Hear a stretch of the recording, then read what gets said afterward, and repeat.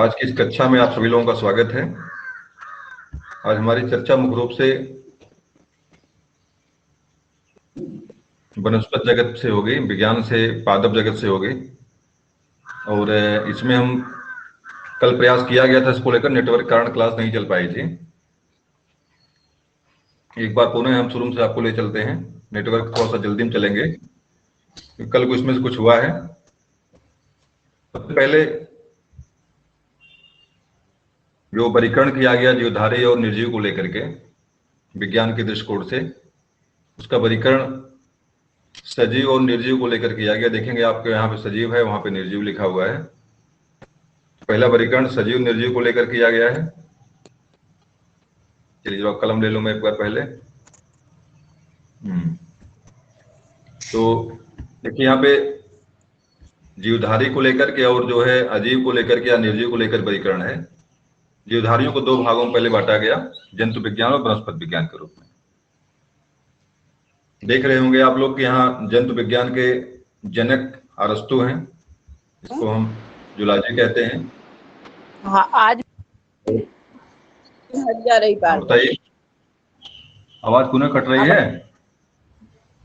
हाँ, जैसे अभी एक बार और कट गई थी, फिर आ गई। स्वाति भी जुड़ी हुई है क्या? नेटवर्क नहीं होगा सर, मेरे यहाँ आवाज आ रही है। चलिए ठीक है। देखिए सजीव विज्ञान का जो जीव विज्ञान का दूसरा वर्गीकरण जो किया गया, वनस्पतियों को लेकर, पेड़ पौधों को लेकर किया गया, इसे बॉटनी कहते हैं। और इसके जनक हैं थियोफेस्टस।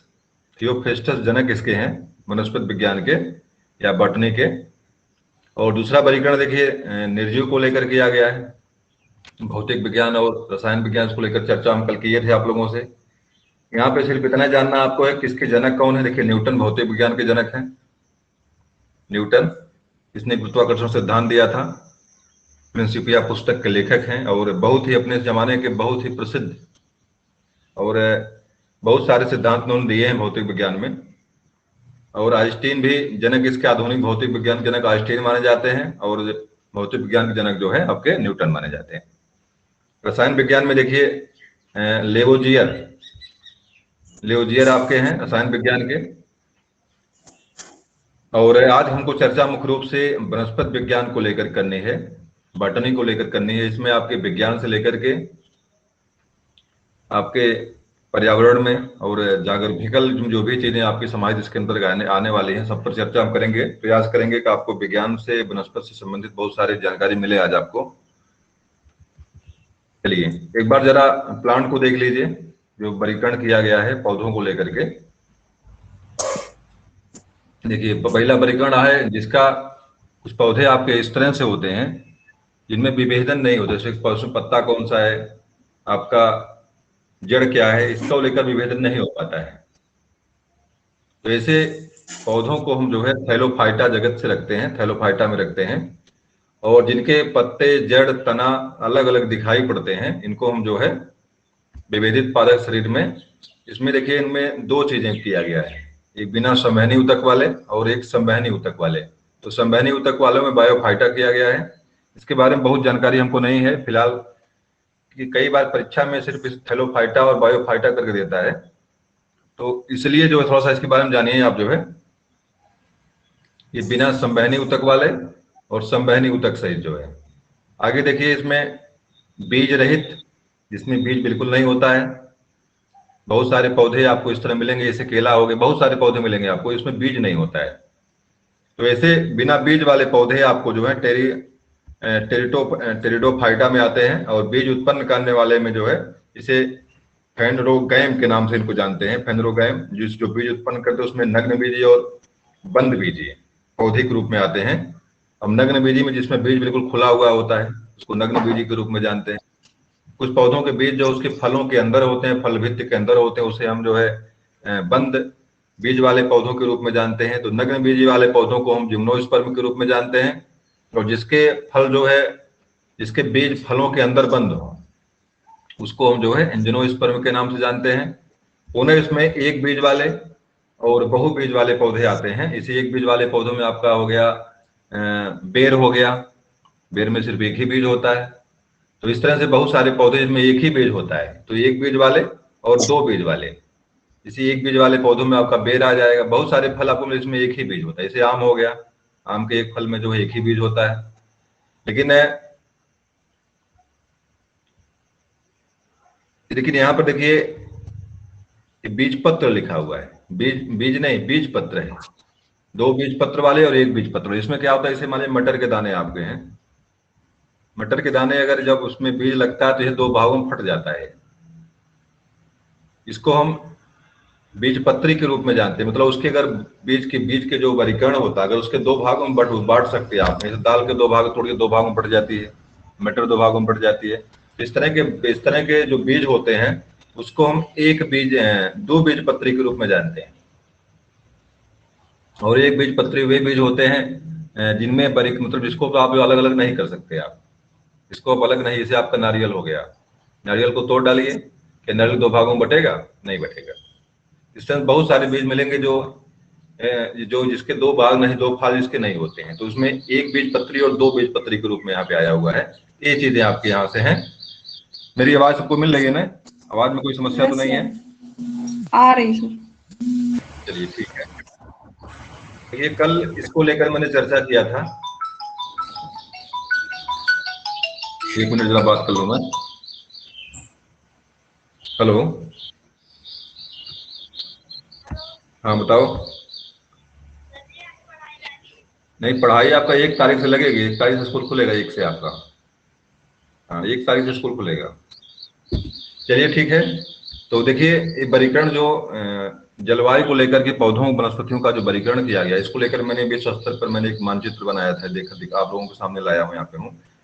खास करके इस मानचित्र को देख करके आप अनुमान लगाएंगे। इससे कल एक चर्चा हुई थी उष्णकटिबंधीय, स्टेपीज, टेंगा, इस तरह को लेकर के हम चर्चा किए थे, किसको हम कहाँ बोलते हैं, मतलब कहाँ से कहाँ, किस अक्षांश तक हम जो आपका उष्णकटिबंधीय क्षेत्र है, कहाँ से कहाँ तक आपका सवाना क्षेत्र है, कहाँ से कहाँ तक आपका स्टेपीज है, कहाँ से कहाँ तक आपका टेंगा है, कहाँ से कहाँ तक आपका जो है कि मरुस्थली क्या बोलते हैं आपके मानसूनी वनों का क्षेत्र आता है। इस तरह से कई चर्चा हमने कल किया था इसको लेकर के। छोटी सी चर्चा पुनः हम इस पर करेंगे ताकि आपको दिमाग में एक खाका बन जाए कि कौन से किस क्षेत्र की जलवायु में जो है आपके कहाँ से लेकर के कहाँ तक के क्षेत्र आपके किस क्षेत्र में आते हैं, मतलब कौन सी जलवायु को हम क्या बोलेंगे। जैसे देखिए कल मैंने बताया था कि आपका विषुवत रेखी वन जो है या उष्णकटिबंधीय वन जो होते हैं सबसे संपन्न, जैव विविधता से भरपूर और सबसे बड़े वृक्ष, सबसे सघन वृक्ष, मतलब सारी चीजें आपकी सबसे अधिक मात्रा में धरती पर कहीं पर अगर उत्पादन क्षमता है धरती की जो सबसे अधिक उत्पादन करती है तो आपके भूमध्य रेखी वन आपके हैं। ये जो वन आपको दिखाई पड़ रहे हैं जो भूमध्य रेखा पर वन आपके हैं, भूमध्य रेखी वन मतलब खास करके 0 से लेकर के 10 के बीच में। मैंने कल 15 भी बताया था, 15 तक भी कहीं 25 तक है, लेकिन खास करके 0 से लेकर 10 अक्षांश ऊपर और 10 अक्षांश नीचे, भूमध्य रेखा के 10 ऊपर और 10 नीचे मिला करके आप मानिए इस रेखा को हम क्या बोलते हैं, इसको हम उष्णकटिबंधीय आर्द्र वर्षा वन के रूप में जानते हैं। उष्णकटिबंधीय भी रहेंगे और आर्द्र रहेंगे, मतलब गर्मी खूब पड़ेगी यहाँ पे और बरसात भी आपकी खूब होगी यहाँ पे। मैंने बताया था आप लोगों को कल कि ऐसे क्षेत्रों में संवहनी वर्षाएं होती हैं, चक्रवात खूब आते हैं, और चक्रवात खूब आते हैं मतलब दोपहर के बाद लगभग बरसात डेली यहाँ पे होती है। दिन भर तापमान बढ़िया रहेगा, पूरा मौसम साफ रहेगा दोपहर तक, दोपहर के बाद जो थोड़ा सा धुंध आने लगता है उसके बाद क्या होती है, चक्रवात आता है और बरसात। हाँ बताइए। हाँ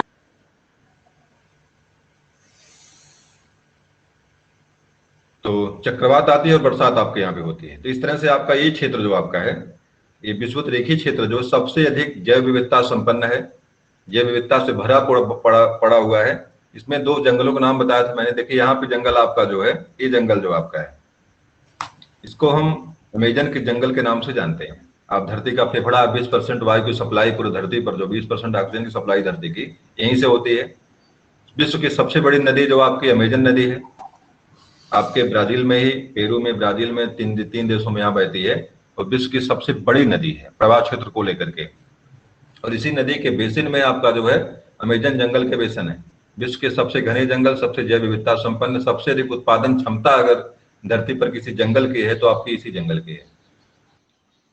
दूसरा जंगल देखिए आपका कांगो बेसिन का जंगल आपका यहाँ पे आता है। कांगो नदी यहाँ बहती है, इसकी नदी के बेसिन में जो है आपके अफ्रीका महाद्वीप में कांगो बेसिन जंगल है, यहाँ पर है। पुनः आपके इंडोनेशिया कुछ क्षेत्र आपके यहाँ पे आते हैं। जैसे देखिए आपका श्रीलंका यहाँ पे है, श्रीलंका आपको दिख रहा होगा, ये भारत के नीचे श्रीलंका है, श्रीलंका के नीचे से आपकी रेखा गुजरती है और इंडोनेशिया के कुछ क्षेत्र इसके अंतर्गत आते हैं, कुछ क्षेत्र आपके आते हैं, मतलब ज्यादा करके आपका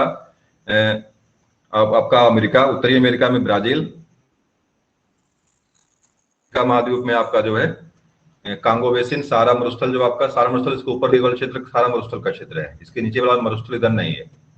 ये क्षेत्र में सबसे अधिक जो विभिन्नता, मतलब सारी चीजें आपको बताया था मैंने। तो एक चीज खास करके यहाँ से गौर करिएगा आप लोग, अगर परीक्षा में प्रश्न कोई पूछता है कि आपका उष्णकटिबंधीय क्षेत्र का किस अक्षांश से किस अक्षांश तक है, तो यहाँ पे क्या जवाब देंगे आप लोग, जो है 0 अक्षांश से लेकर के आपका 10 अक्षांश के मध्य में क्या आपका है, 10 अक्षांश के मध्य में आपका उष्णकटिबंधीय वन आपके हैं, उष्ण कटिबंधीय वन यहाँ पे हैं। और इसके ऊपर आप ज्यों बढ़े, कहीं कहीं पर देखिए क्षेत्र इसका बड़ा हो जाता है। देखिए यहाँ तक है पूरा क्षेत्र है, जो एक ब्लैक रंग से रंगा हुआ है, इसका क्षेत्र यहाँ तक लगभग है। इसके बाद वाला क्षेत्र जो आपका है, इसके बाद वाला क्षेत्र जो आपका आता है 0 से 10 के बाद, इसमें 3-4 वर्गीकरण किया गया है। इसमें मानसूनी वन भी यहाँ पे आते हैं, सामान्य घास के मैदान भी यहीं पे हैं। इसे भारत की स्थिति देखिए, भारत की स्थिति आपकी है। तो 10 के बाद जो है, 10 के बाद आपका जो है 30 तक, लगभग 10 से लेकर के 30 तक, मतलब भारत की स्थिति जो है कि भारत का ऊपरी पोर्शन जो आपका है 37 कितना है बताइए। भारत के इंदिरा काल का जो है पॉइंट क्या है, अक्षांश रेखा को बताइए, इंदिरा काल का पॉइंट क्या है, कोई बताए। 37 minute 6 degree 37 degree 6 minute 37.6 Bharat का जो ऊपरी छोर आपका जो है 37.6। मेरा अजीत आपके यहाँ से आवाज आ रही है, अपना माइक बंद कर लीजिए, या तो पंखा चल रहा हो पंखा बंद कर लीजिए। ये देखिए ऊपरी छोर भारत का जो है आपका यहाँ, मतलब आपका 10 से लेकर के 30 तक के बीच में जो है यहाँ पे 3-4 तरह की जलवायु पाई जाती है। इसी क्षेत्र में आपके मानसूनी वन भी, आपके मानसूनी जलवायु भी इसी क्षेत्र में मिलती है आपकी। जो जानते हैं आप, भारत के जो मध्य क्षेत्र से लेकर के, भारत के निचली पोर्शन से लेकर के यहाँ से लेकर के यहाँ तक जो आपकी जलवायु मिलती है, ये मानसूनी है या पर्णपाती वन की जलवायु है। यहाँ पत्ते गिरते हैं, मानसूनी वन का मतलब होता है जिसमें एक बार पत्ते गिर जाते हैं। इस क्षेत्र को हम मानसूनी वन के रूप, मतलब भारत के जो मध्य भाग जो आपका है, मध्य भाग से लेकर के तमिलनाडु से लेकर के एमपी तक के, या यूपी जहां तक है आपका, यूपी तो लगभग यहाँ पर है, यूपी तक की जलवायु क्या होती है आपकी, मानसूनी जलवायु है।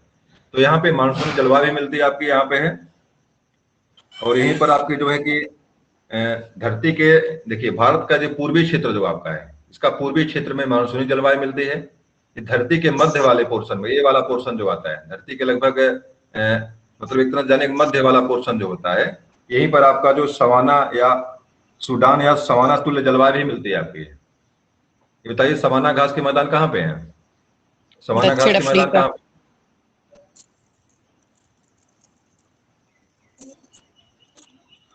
सूडान आपका सवाना दक्षिण अफ्रीका में है, ऐसा तो नहीं होना चाहिए। चलिए फिलहाल जो भी हो, दक्षिण अफ्रीका में आपका सवाना तो है। चलिए दक्षिण अफ्रीका में मान लीजिए, दक्षिण अफ्रीका फिलहाल यहाँ पड़ता है, दक्षिण अफ्रीका की कंडीशन आपकी ये वाली है, दक्षिण अफ्रीका आपकी यहाँ, लेकिन मैं बात यहाँ पे कर रहा हूँ। ये मध्य मरुस्थली, जैसे आपका महाद्वीपीय क्षेत्र आपका ये है, तो इसकी मध्य वाला पोर्शन जो होता है सवाना या सूडान के रूप में जानते हैं, सवाना क्षेत्र या सूडान के रूप में प्रसिद्ध है ये। और देखिए यहाँ पे देखिए इसके किनारे पर, इसके किनारे भाग पर क्या आपका है, इसके किनारे भाग पर आपका जो यहाँ पे है, एक मिनट, देखिए मरुस्थली जलवायु भी आपकी यहाँ पे मिलती है। इधर का पोर्शन आपका जो होता है सवाना सूडान क्षेत्र का पोर्शन बनता है, इधर का क्षेत्रफल आपका जो बनता है मरुस्थली जलवायु वाला है। आप जानते हैं विश्व का सबसे बड़ा मरुस्थल आपका जो है कहाँ पे है, सहारा मरुस्थल आपके अफ्रीका महाद्वीप में है। तो ये मतलब आपका 10 से 30 अक्षांश के बीच में सबसे किनारे वाले पोर्शन पर आपका यहाँ पे जो इधर पूर्वी क्षेत्र में आपका जो है यहाँ पे क्या होता है, यहाँ पे मरुस्थली, यहाँ पे आपकी मानसूनी जलवायु मिलती है। इधर मध्य भाग में आप आएंगे जब एंट्री करेंगे आप महाद्वीप के, जहाँ पे आपका अफ्रीका महाद्वीप पड़ता है, यहाँ पे कुछ क्षेत्र में इधर पूर्वी क्षेत्र को लेकर के आपका सूडान और समाना क्षेत्र यहाँ पे जलवायु मिलती है, इधर आपका मरुस्थलीय जलवायु मिलती है पूरी तरह से। और इसी कंडीशन पे आपका जो है भारत का विश्व का सबसे बड़ा मरुस्थल आपका सारा मरुस्थल आपका इसी अक्षांश पर स्थित है। और इधर आप देख ही रहे हैं पनामा नहर आपकी यहाँ बहती है, इसके ऊपर देखिए जलवायु आपकी ए वाला निकला यहाँ से, मतलब यहाँ से लेकर के यहाँ तक का क्षेत्र जो आपका है ये आपका जो है यहाँ तक आता है। इसको हम जो है, ये भी आपके यहाँ पर भी कोई मरुस्थल, यहाँ एक मरुस्थल यहाँ पर भी आता है, एक मरुस्थल कोई यहाँ पर भी, नाम मुझे नहीं याद आ रहा है उसका। तो देखिए इस तरह से वर्गीकरण हो गया आपका जो जलवायु का। 29 से लेकर 45 तक जो आपका है, जो आपका कि आपकी भारत कंडीशन आपकी ये हो गई, 37 तक है तो 37 हमारे ऊपर वाला क्षेत्र छोड़ देते हैं हमें। तो 30 से लेकर के 45 तक ये वाला क्षेत्र जो आपका आता है, 30 से लेकर 45 तक का जो क्षेत्र आपका आता है, इस क्षेत्र को हम जो क्या बोलते हैं, इधर के क्षेत्र को जो है, जो चीन वाला क्षेत्र भारत के ऊपर देखिए चीन वाला क्षेत्र आपका है, ये क्षेत्र जो चीन वाला आपका है, इसको चीन तुल्य जलवायु के रूप में जानते हैं। 45 तक जो आपका पोर्शन है चाइना का, तो इसको चीन तुल्य जलवायु के रूप में इसको जानते हैं। भारत के ऊपर देखिए यहाँ तक है चीन आपका, चाइना की कंडीशन आपकी यहाँ तक है। इसी में आपका मंगोलिया में एक एशिया का सबसे बड़ा मरुस्थल है, बताइए नाम बताइए, क्या नाम उसका है मंगोलिया में? गोबी मरुस्थल आपका यहीं पे है, चाइना के ऊपर जो पोर्शन आपका ये वाला है, यहीं पे आपका जो है गोबी मरुस्थल आपका यहीं पे है। और विश्व का क्या ये है, विश्व का नहीं एशिया का सबसे बड़ा मरुस्थल आपका है। भारत का की बात करेंगे तो आपका थार मरुस्थल यहाँ भारत में पड़ता है, यहाँ पे है थार मरुस्थल आपका भारत में यहाँ पे है। और आपका ए वाला पोर्शन जो है आपका क्या है, ये आपका गोबी मरुस्थल का क्षेत्र है ये। तो 30 से लेकर के 45 तक की कंडीशन जो चाइना तुल्य बनती है यहाँ पे है। और उसके बाद देखिए जो जलवायु का कंडीशन जो बनती है आपकी है, बार बार घूम जा रहा है हमारी। इसके बाद देखिए स्टेपी तुल्य जलवायु, स्टेपी घास का मैदान जानते हैं आप लोग? स्टेपी घास का मैदान जानते हैं? स्टेपी जो घास का मैदान है ऑस्ट्रेलिया में, स्टेपी का जो काम, स्टेपी के बारे में अगर जानना आपको, मुख्य रूप जानेगा कि एशिया और यूरोप को बीच में पंज कर, अर्जेंटीना जगह है, एशिया यूरोप को बीच में जोड़ता है, पंज करता है। ये आपका स्टेपी घास का मैदान, जो स्टेपी जलवायु जो मिलती है या घास का मैदान जो मिलता है आपका है, एशिया और यूरोप के बीच में। जैसे आपका एशिया का मतलब मेरा कहने का तात्पर्य यहाँ पे है, आपका जो रूस का पोर्शन जो आपका ये है, इसी रूस और एशिया, इधर आपका जो इधर यूरोप आपका इधर है, इधर आपका यूरोप पड़ता है, इधर आपका एशिया पड़ता है, ये क्षेत्र आपका है। एशिया यूरोप के बीच में यहीं पर अर्जेंटीना आपका है। अर्जेंटीना में ही जो आपके स्टेपीज घास के मैदान है, और यही की जलवायु जो आपकी स्टेपी युक्त घास की, स्टेपी युक्त जलवायु आपकी यही है आपकी। इसी पोर्शन को हम क्या बोलते हैं, स्टेपी युक्त जलवायु के नाम से हम जानते हैं। अब देखिए इसके बाद अब आगे बढ़ेंगे यहाँ पे, तो ये पोर्शन आपका आता है, इसको हम भूमध्य सागरीय जलवायु के नाम से जानते हैं। ये वाला जलवायु, ये जलवायु भूमध्य सागरीय क्षेत्र जो आपका है, इसको फलों की डलिया के रूप में प्रसिद्ध है। यहाँ पे फल खूब पैदा यहाँ पे होते हैं, चाहे आप अंगूर ले लीजिए, चाहे सेब ले लीजिए, कोई फल ले लीजिए आप। विश्व में सबसे अधिक फलों का उत्पादन कहीं पर होता है आपका, कहाँ पे होता है? भूमध्य सागरीय जलवायु में होता है, भूमध्य सागरीय क्षेत्र में होता है।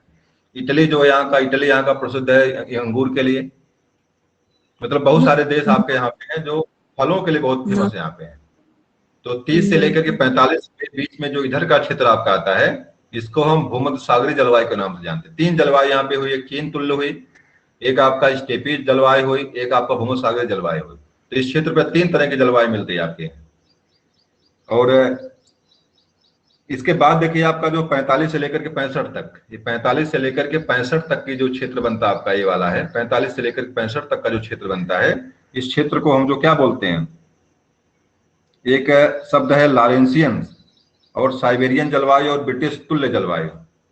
साइबेरियन क्षेत्र में जानते हैं यहाँ पर रूस में पड़ता है, विश्व का सबसे ठंडा क्षेत्र जो आपका है, जिसको हम बर्फोयांश के नाम से जानते हैं, इसको धरती का शीतध्रुव कहते हैं। यहाँ पे तापमान जो होता है माइनस से महातप जो मिलता है, जो सबसे निम्न तापमान धरती का जहाँ पे मापा गया, बर्फोयांश में मापा गया है, -273 अंश सेल्सियस, इसको महातप के नाम से जानते हैं।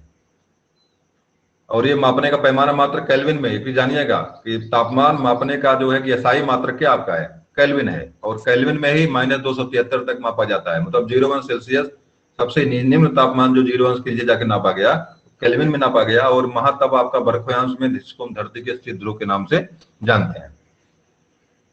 तो ये जगह है आपके यहाँ पे बर्फयांश, इसको हम जो है कि साइबेरियन तुल्य जलवायु के नाम से भी जानते हैं। और इसके बाद जानते हैं आप इधर आपका ब्रिटेन इधर आता है। ब्रिटेन और फ्रांस के जो यूरोपीय कंट्री, जो आपके जो ठंडे प्रदेश वाले देश आपके हैं, ये क्षेत्र उनका उन्हीं का क्षेत्र है। ये पुर्तगाल, जापान, फ्रांस, आपके सारे क्षेत्र उन्हीं के हैं। इनको ब्रिटिश तुल्य जलवायु के नाम से भी जानते हैं यहाँ पे। और सबसे ऊपर, इसके ऊपर आप जानते ही हैं, इसके ऊपर आप जब आएंगे, ये वाला पोर्शन जब आपका आता है, ये ध्रुवी दक्षिण उत्तरी ध्रुव का क्षेत्र आपका है, उत्तरी ध्रुव का पोल है आपका ये। और यहाँ की जलवायु को हम क्या बोलते हैं? ध्रुवीय जलवायु, या टुंडा वनस्पति, या मांस टुंडा वनस्पति के रूप में, या ध्रुवीय जलवायु के नाम से जानते हैं इसको। आप जानते हैं कि सबसे आपके इस रेखा का जो उत्तरी ध्रुव का सबसे ऊपरी पोर्शन जो बनता है आपके यहाँ पे, देखिए ये वाला पोर्शन जो है, ये आपका कनाडा आपका है। कनाडा के ऊपरी क्षेत्र जो आपका आता है, आपका ग्रीनलैंड, देखिए आपके यहाँ पे ग्रीनलैंड है, विश्व का सबसे बड़ा द्वीप जो आपका ग्रीनलैंड है। ग्रीनलैंड के ऊपर ही आपका सबसे ऊपरी पोर्शन जो मिलता है, जिसको हम उत्तरी ध्रुव के नाम से जानते हैं, यहाँ नहीं मिलता है। सबसे उत्तरी ध्रुव आपका यहाँ पे नहीं है, सबसे ऊपर आपका यहाँ पे मिलता है। इस पोर्शन पे अभी और ऊपर जाएगा ये लगभग जानिए कि 65 से लेकर 90 अंश तक जो आपका जो होता है ध्रुवीय जलवायु मिलती है, जिसको हम जो है टुंड्रा, या जो है कि टुंडा जलवायु के नाम से जानते हैं। यहाँ पे मुख्य रूप से वनस्पति के रूप में मात्र आपको मानुस और लाइकेन मिलेंगे। और रेंडियर यहाँ का एक जो है कि ध्रुवीय जीव है, ध्रुवीय कुत्ते की तरह होता हुआ है, जो रेंडियर मिलता है यहाँ पे है। इसके अलावा कोई और जीवधारी यहाँ पे जिंदा जो है नहीं रहता है। एस्किमो जनजाति यहाँ पे इग्नू के घर में रहती है, इग्नू बनाती है। इग्नू के घर में जो है कि रेंडियर के मांस जलाकर गर्म रखती है और वहां पे निवास करती है। कई बार परीक्षा में पूछा गया है कि एस्किमो जनजाति कहाँ पे निवास करती है, इसका जवाब क्या देंगे आप लोग? ध्रुवों पर देंगे। और टुंड्रा क्या बोलते, जो बर्फ के घर बनाते हैं, इग्लू जिसको हम कहते हैं, वो जो है कि रेंडियर के हड्डी मांस से जो है कि उसकी लकड़ी बनाते हैं, लकड़ी से उसका जो है कि ढांचा बनाएंगे। और रेंडियर की खाल को पहनते हैं लोग हैं। रेंडियर वर्ष के 6 महीने जो है सुसुप्तावस्था में चले जाते हैं। और जो एक चीज विशेष रूप जानिएगा, मछली जो है कि ठंडे पानी ऊपर बर्फ जमने पर भी जिंदा रहती है। अगर मान ली पूरी तरह से पानी जम गया, मछली कोई वहां पे है, तभी पानी के अंदर का तापमान 4 अंश सेल्सियस से कम नहीं जाता है, 4 से लेकर 9 तक रहेगा वो। इस कंडीशन में मछली वहां पे रह लेती है। और एक विशेष चीज जानिएगा, मछली जो है क्या बोलते हैं, शीत ब्लडेड है। मतलब ठंडा गर्म हो जाती है, कि पानी गर्म हो गया तो गर्म हो जाएगी, ठंडा हो गया तो ठंडा हो जाएगी। और कुछ जो है कि वार्म ब्लडेड जो जीव होते हैं, उनका तापमान घटता बढ़े, से मानव जैसे हुआ। मानव का तापमान कितना तापमान मानव का है? केल्विन में, आपका सेल्सियस में, फ़ारेनहाइट में कितना तापमान मानव, बता दीजिए कोई। मानव शरीर का तापमान कितना है? केल्विन में कितना है, फ़ारेनहाइट में कितना है, और सेल्सियस में कितना है, बताइए। 37 सेल्सियस कितना है? नहीं, पहले आप सेल्सियस बताइए। पहले तो सेल्सियस में कितना होता है? सेल्सियस में 37.8 बताइए। फ़ारेनहाइट में कितना होता है?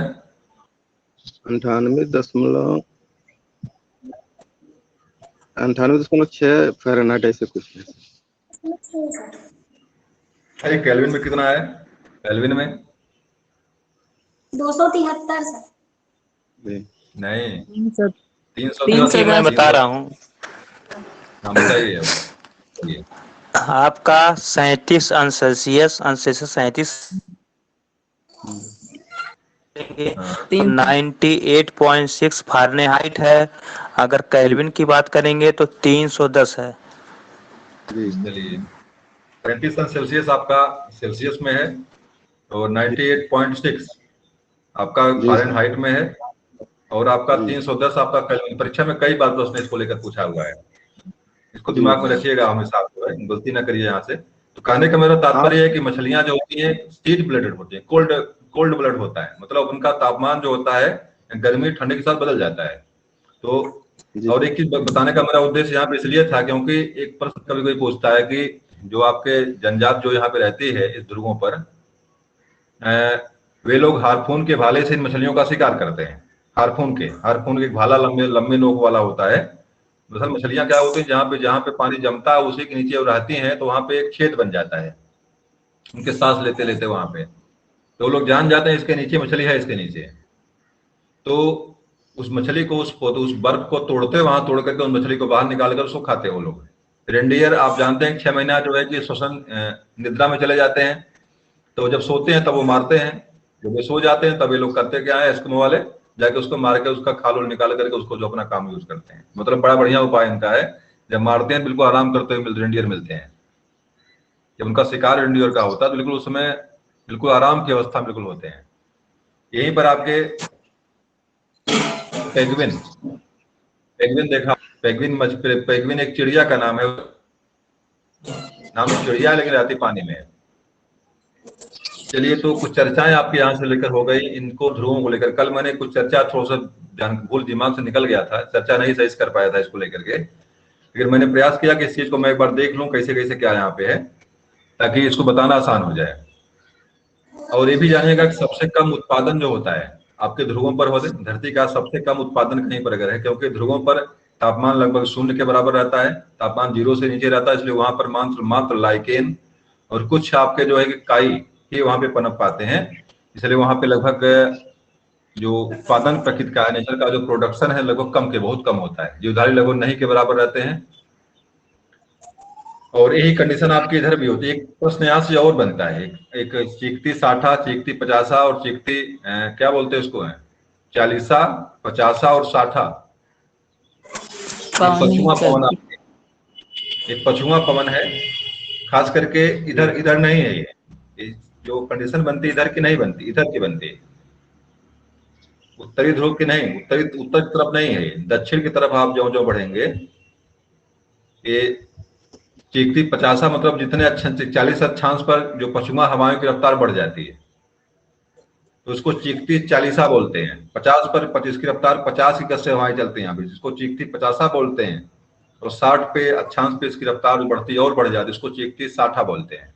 तो पछुआ पवन है ये, और जिस अक्षांश पर होती है वही अक्षांश पे उसका नाम रख दिया गया है। और एक जानिएगा कि यहाँ पे जो आपके भूमध्य रेखा जो आपका है, यहाँ पर डोलड्रम पेटी होती है।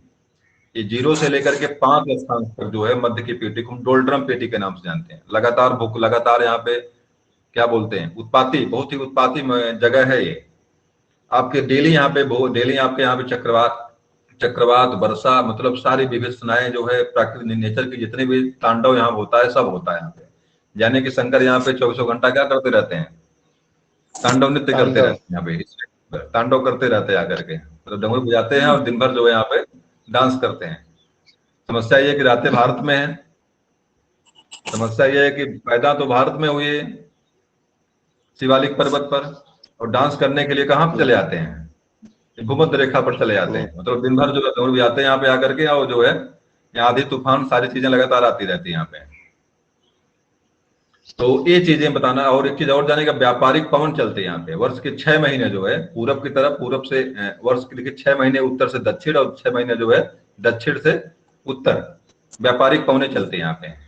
और व्यापारिक पवन चलने का मतलब क्या होता है कि व्यापारियों को आने जाने में यहाँ पे जो है बड़ा आसानी, मतलब व्यापारियों को 6 महीना तक उधर गए, 6 महीना व्यापार करने के लिए वहां से इधर से इधर चले आए, पुनः पवन इधर चले गए तो यहाँ चले गए। तो नावों को पहले तंबू लगा के खेते थे, तो उनको थोड़ा सा वो कम मारना पड़ता है, मतलब उनको मेहनत कम करनी पड़ती थी। अब तो अब स्टीमर पहले वाले, अब तो स्टीमर आ गए हैं, तो कोई समस्या नहीं है, लेकिन फिर भी अगर विपरीत हवा रहेगी समस्या खड़ी करेगी आपको।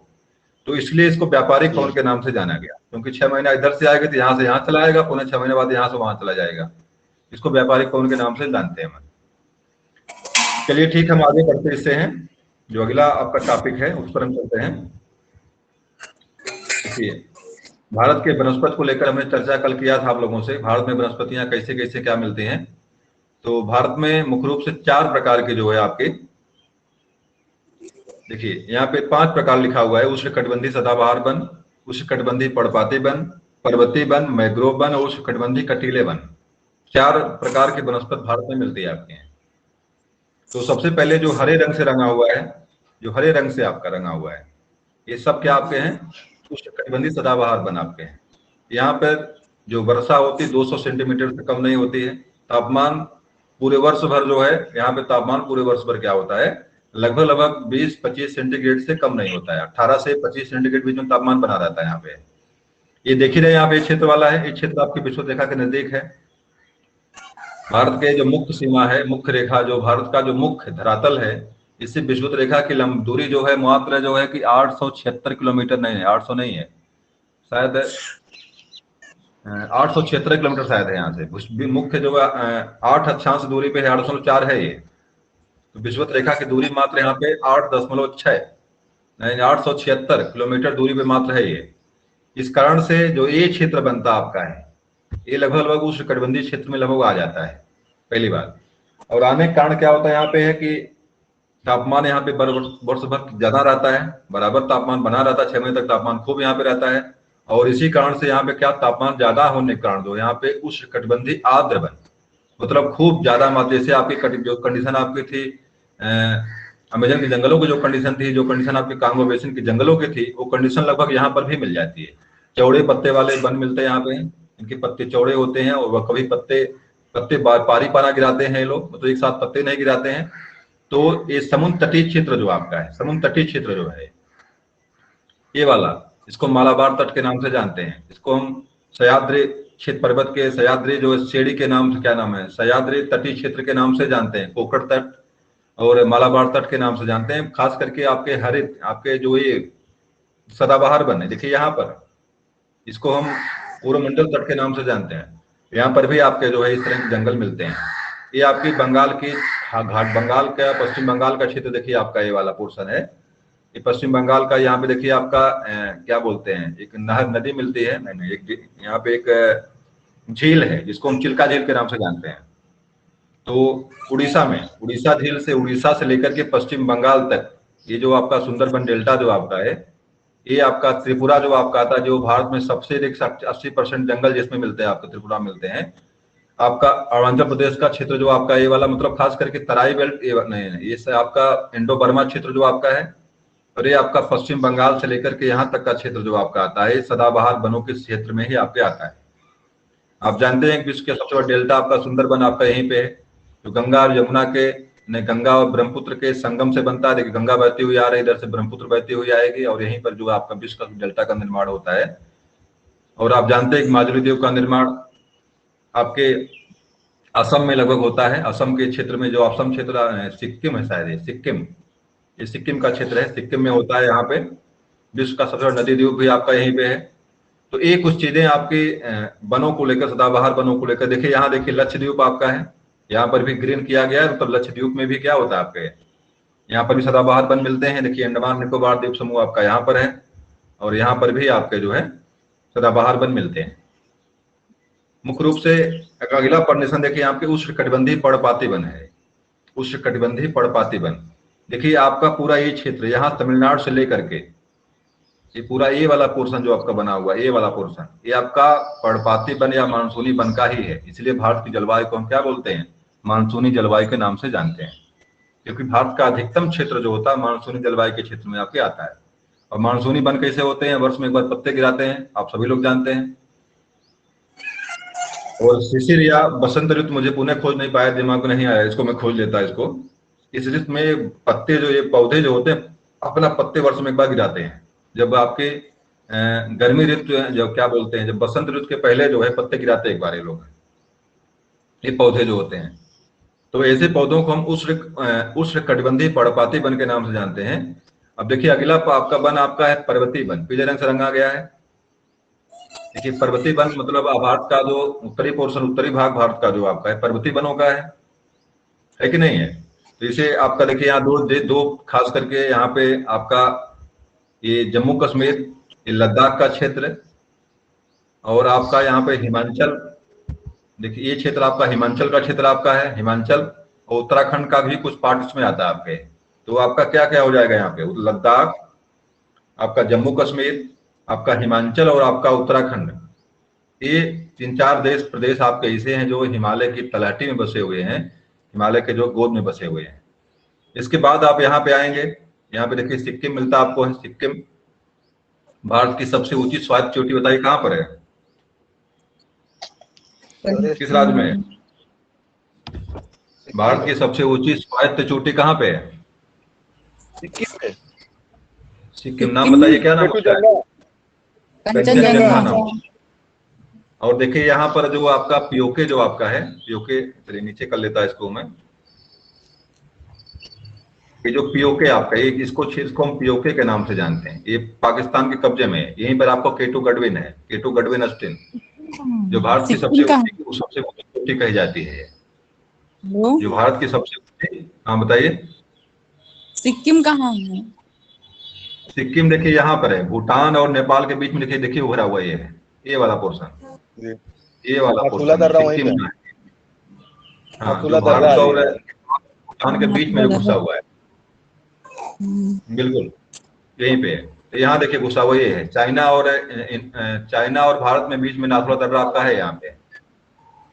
डोकलाम को लेकर अभी बवाल वहीं पे हुआ था। डोकलाम सिक्किम में ही बवाल हुआ था ये। नहीं, डोकलाम शायद इसमें था, इस क्षेत्र, इस वाले एरिया में था।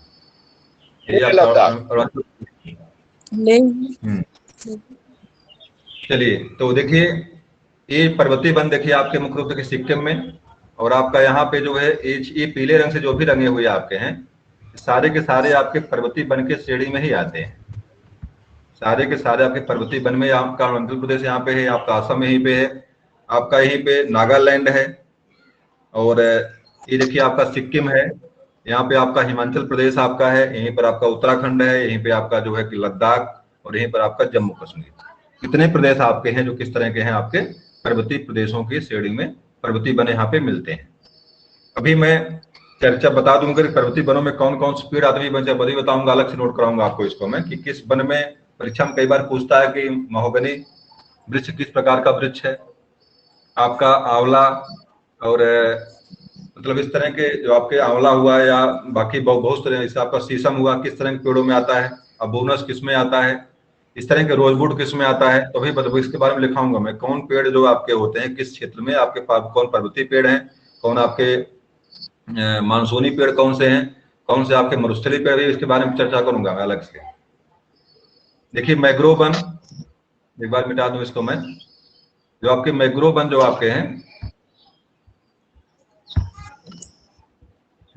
जो भारत के मुख्य रूप से जो मैंग्रोव वन भारत में, इसको मैंग्रोव वन को एक विशेषता यह भी है कि इसको हम की तट का रक्षक के रूप में भी प्रसिद्ध है। तट रक्षक, मैंग्रोव वन के वास्तव में क्या होते हैं? मैंग्रोव वन को हम तट रक्षक के रूप में जानते हैं। तट रक्षक रूप में क्यों जानते हैं? क्योंकि वास्तव में तटों की रक्षा करते हैं। ये जब भी कोई ज्वार भाटा आएगा, कोई इस तरह की कोई सुनामी आएगी, तो सबसे पहले जो क्या होगा, सबसे पहले मैंग्रोव वन उससे लड़ते हैं। मैंग्रोव वन से टकरा करके वो बाहर निकलता पानी वहां से, उसकी गति वहीं धीमी पड़ जाती है। मतलब धरती को, समुद्र जो धरती को नुकसान कम से कम पहुंचा पाता है, जहां पे मैंग्रोव वन खूब मात्रा में है, वहां पर समुद्र का पानी एक बार तो उन्हीं टकरा के रुक जाता है, मैंग्रोव वनों में ही। अब देखिए यहाँ पे तटीय, देखिए आप यहाँ पे तट पर क्या बोलते हैं, मैंग्रोव वन की बात यहाँ पे पीले रंग में, देखिए ये भी पीले रंग में रंगा हुआ है, पीले रंग से रंगा हुआ है।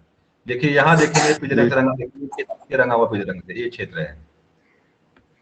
तो भारत में सबसे अधिक मैंग्रोव वन आपके कहाँ मिलते हैं? बंगाल के पश्चिम बंगाल में सुंदरबन का डेल्टा जो आपका है, पश्चिम बंगाल सुंदरबन का डेल्टा। दूसरा स्थान देखिए यहाँ पे है उड़ीसा, उत्कल क्षेत्र उड़ीसा का जो है यहाँ पर देखिए पीले रंग से, देखिए यहाँ रंगा हुआ है। और देखिए पीले रंग से आपका यहाँ नहीं रंगा हुआ है फिलहाल, लेकिन अगर आपके द्वीप समूह का, अगर आपके केंद्र शासित प्रदेशों की बात करेगा, तो सबसे अधिक आपके मैंग्रोव वन आपके डेवलप जहां पे हुए हैं वो अंडमान निकोबार द्वीप समूह है। और आपके राज्यों की बात करेगा, सबसे अधिक आपके मैंग्रोव वन जहां पे डेवलप हुए आपके हैं वो आपका बांग्लादेश आपका है। तो बांग्लादेश, एक चीज और जानिएगा मैंग्रोव वन के बारे में, यहाँ पे वायव्य जड़ें मिलती इसमें है, क्योंकि पानी में आपका लवणोद्भिद पानी होता है, नमकीन पानी होता है, समुद्र का पानी खारा होता ही है। बताइए समुद्र के पानी का मुख्य तत्व, हाँ बताइए। पेट में सर पूछा था अंडमान निकोबार की पेट, हाँ अंडमान निकोबार की भाषा क्या है वहाँ की? अंडमानी है भाषा यहाँ की, अंडमानी नहीं सर, मलयालम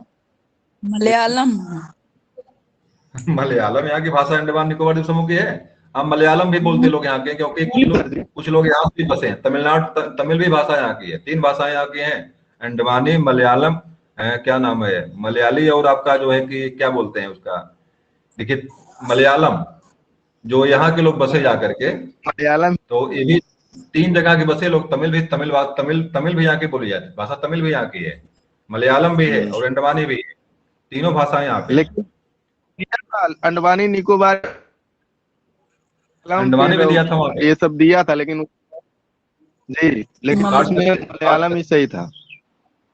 काट करके मलयालम सही किया। देखिए, बसने वाले अंडमान निकोबार द्वीप समूह पर बसने वाले जो लोग थे, देखिए तमिल यहाँ पे बसता, तमिलनाडु आपका, यहाँ पे तमिल वाले भी यहाँ पे बसे जा करके, तमिलनाडु तमिल बोलते हैं। और ये जो आपका मालाबार तट जो था मलयालम, ये जो मलयालम क्षेत्र आपका, ये वाला केरल वाला क्षेत्र, जहाँ के लोग भी जाके बसे यहाँ पे, ये मलयालम भी बोलते हैं। और ये निकोबारी, अंडमानी और निकोबारी भी भाषा इनकी है, ये भी अपनी भाषा खुद इनकी अपनी है, वो भी बोलते हैं लोग। हेलो, लेकिन भाई ज्यादा कौन बोली जाती है इसके बारे में कंफर्म नहीं हूँ मैं। हाँ बताइए सर इसमें लक्षद्वीप का पूछा था। अंडमान निकोबार ने लक्षद्वीप, केंद्र शासित प्रदेश लक्षद्वीप। तो लक्षद्वीप का तो ये भाषा तो वही होती है, लक्षद्वीप की आधिकारिक भाषा पूछा उसमें। हाँ, लक्षद्वीप की तो अंडमान का मलयालम ही। हाँ, तो वहाँ पे इस तरह नहीं करके दिया था। दिया था, मलयालम दिया था उसमें। अरे हाँ, भाई, मलयालम लक्षद्वीप का तो मलयालम रहेगा ही, क्योंकि यहीं के लोग तो बसे जा करके हैं, यहीं के लोग तो बसे, यहाँ की भाषा ही मलयालम। गोवा जो यहाँ पे, क्या नाम इसका, कोई यहाँ पे है छोटा सा, एक गोवा शायद यहाँ पे है, शायद यहीं पर गोवा वहाँ है। पे तो केरल है, वहाँ पे छोटा गोवा है।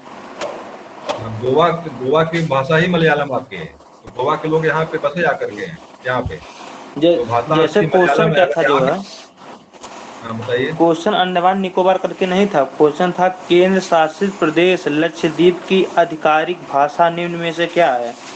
तो उसमें मलयालम, ग्रेट अंडमानी, तमिल, सिंहाला दिया था। क्या समस्या था, तब तो मलयालम हाईवे करे आपका। जो कहें आपके ग्रेट निकोबार की बात कर रहे हैं, यहाँ पे हमने कहा भैया कहाँ से आ गया, यहाँ तो केवल भाषा निकोबारी ही होना चाहिए इसकी। चलिए ठीक है, तो देखिए चर्चा हम मैग्रो वन को लेकर करें। देखिए मैग्रो वन को लेकर दोस्तों परीक्षा में अगर आएगा तो तटीय क्षेत्र जितने भी आपके हैं, ये आपके यहाँ पर भी आपके सबसे अधिक तटीय क्षेत्र आपका गुजरात का है, ये 1200 किलोमीटर है ये, और 75.56 करके पूरा 7,516 या 12 करके है पूरा इसकी तटीय क्षेत्र की लंबाई इसकी है, यहाँ से लेकर यहाँ तक तटीय क्षेत्र भारत का जो भी है, इसकी लंबाई 7,516 किलोमीटर है। इसमें 7,516 में आपका ये भी शामिल है, अंडमान निकोबार द्वीप समूह और लक्षद्वीप के भी सीमा शामिल इसमें है, और शायद 6,000 कुछ किलोमीटर है आपकी स्थलीय क्षेत्र, और जो इसको भी शामिल करते हैं 7,000 कुछ हो जाती है। तो मेरा कहने का तात्पर्य यहाँ पे यह है कि जो आपके मैग्रोव वन जो आपके हैं, चूंकि समुद्र तटीय वन होते हैं, लवणोद्भिद जल में उगते हैं, तो ये कंडीशन आपकी तटीय क्षेत्रों में ही बनती है। मुख्य रूप से आपका पश्चिम बंगाल, ये उड़ीसा का उत्कल क्षेत्र जो आपका है, यहाँ पर भी एक गोवा, यहाँ पर भी एक गोवा है, एक गोवा कई जगह पर बसे हुए हैं, यहाँ पर भी एक गोवा है, एक गोवा आपका यहाँ पर भी है, एक गोवा आपका यहाँ पर भी कहीं मिलता है, कई गोवा आपके हैं। तो ये सारे क्षेत्र आपके जो हैं, ये मिला जुला करके आपके ये मैग्रो वन के लिए सबसे उपयोगी है, सबसे उपयुक्त है। चलिए आगे आ जाइए आप जो है उष्णकटिबंधीय कटीले वन को लेकर के। उष्णकटिबंधीय कटीले वन, आप जानते हैं कि भारत का जो मरुस्थल है, मरुस्थलीय क्षेत्र भारत का आपका जो है, ये आपका राजस्थान है, और राजस्थान में ही थार मरुस्थल आपका है, तो थार मरुस्थल में ही आपके उष्णकटिबंधीय आपके कटीले वन यहाँ मिलते हैं। मैंने बताया था कल आपको, इनकी जड़ें अपनी लंबाई के डबल लगभग नीचे जाती हैं, इनके तने मांसल होते हैं, इनकी पत्तियां कांटे के रूप में तब्दील हो जाती हैं। खिजड़ी वन आपका, नागफनी, ये यहाँ के जंगल जो आपके बबूल, ये यहाँ के वृक्षों की जो है कि वैरायटी यहाँ पे है। चलिए आप जो है थोड़ा सा वृक्षों को नोट कर लीजिए, किस क्षेत्र में कौन से वृक्ष मिलते हैं, नोट कर लीजिए इसको, ये आपके लिए इंपॉर्टेंट है, परीक्षा में कई बार आया भी है। तो सबसे पहले आप जो है कि आप नोट करिए उष्णकटिबंधीय सदाबहार वन को नोट कर लीजिए। इसमें सदाबहार वन में कौन कौन से पेड़ आपके आते हैं।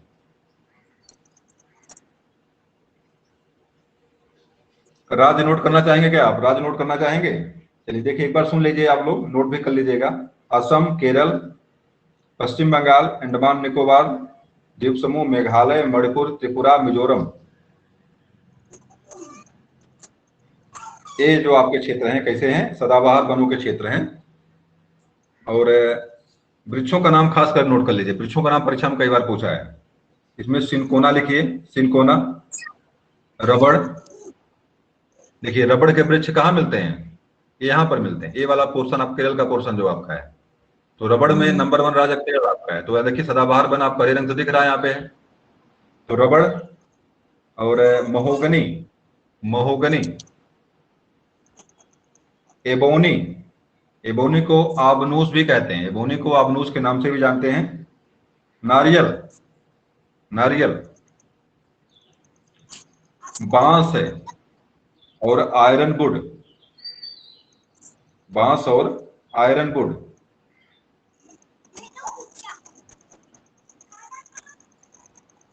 ये आपके कुछ जो है आपके कुछ सदाबहार वन के उदाहरण हैं।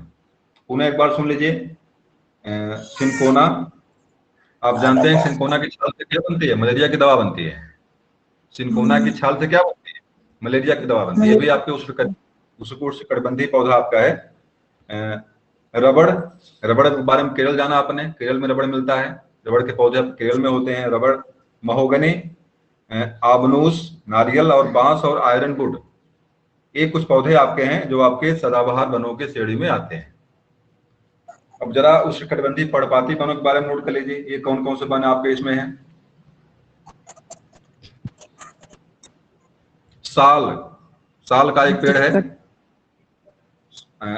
उष्णकटिबंधीय सदा मैंने पर्णपाती वन, जो मानसूनी वन जो आपका ये क्षेत्र जो आपका यहाँ से लेकर यहाँ तक का जो क्षेत्र आपका ये पर्णपाती वनों के क्षेत्र में आता है। नाम नोट कर लीजिए। साल, सागौन, शीशम, महुआ, आंवला, चंदन,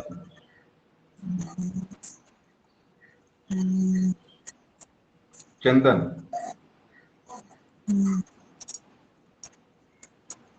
ऑक्सवुड, एक पौधा है ऑक्सवुड, ऑक्सवुड, तेंदू, पलाश, पलाश यूपी का राजकीय वृक्ष है, जानते हैं आप लोग हैं? पुष्प है, पलाश क्या है? फूल है। हाँ हाँ ठीक है, फूल है, राजकीय फूल है। और राजकीय वृक्ष आपका अशोक है, ठीक है। तो राजकीय फूल यहाँ पे यूपी का जो आपका पलाश है। चलिए, पलाश हो गया आपका।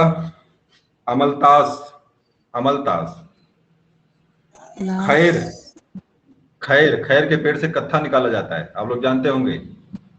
खैर, पीपल, पीपल, इसी पीपल के पेड़ में जो है कि सारे देवता, सारे राक्षस लोग, सारे भूत पिशाच निवास करते हैं। और लोग क्या करते हैं?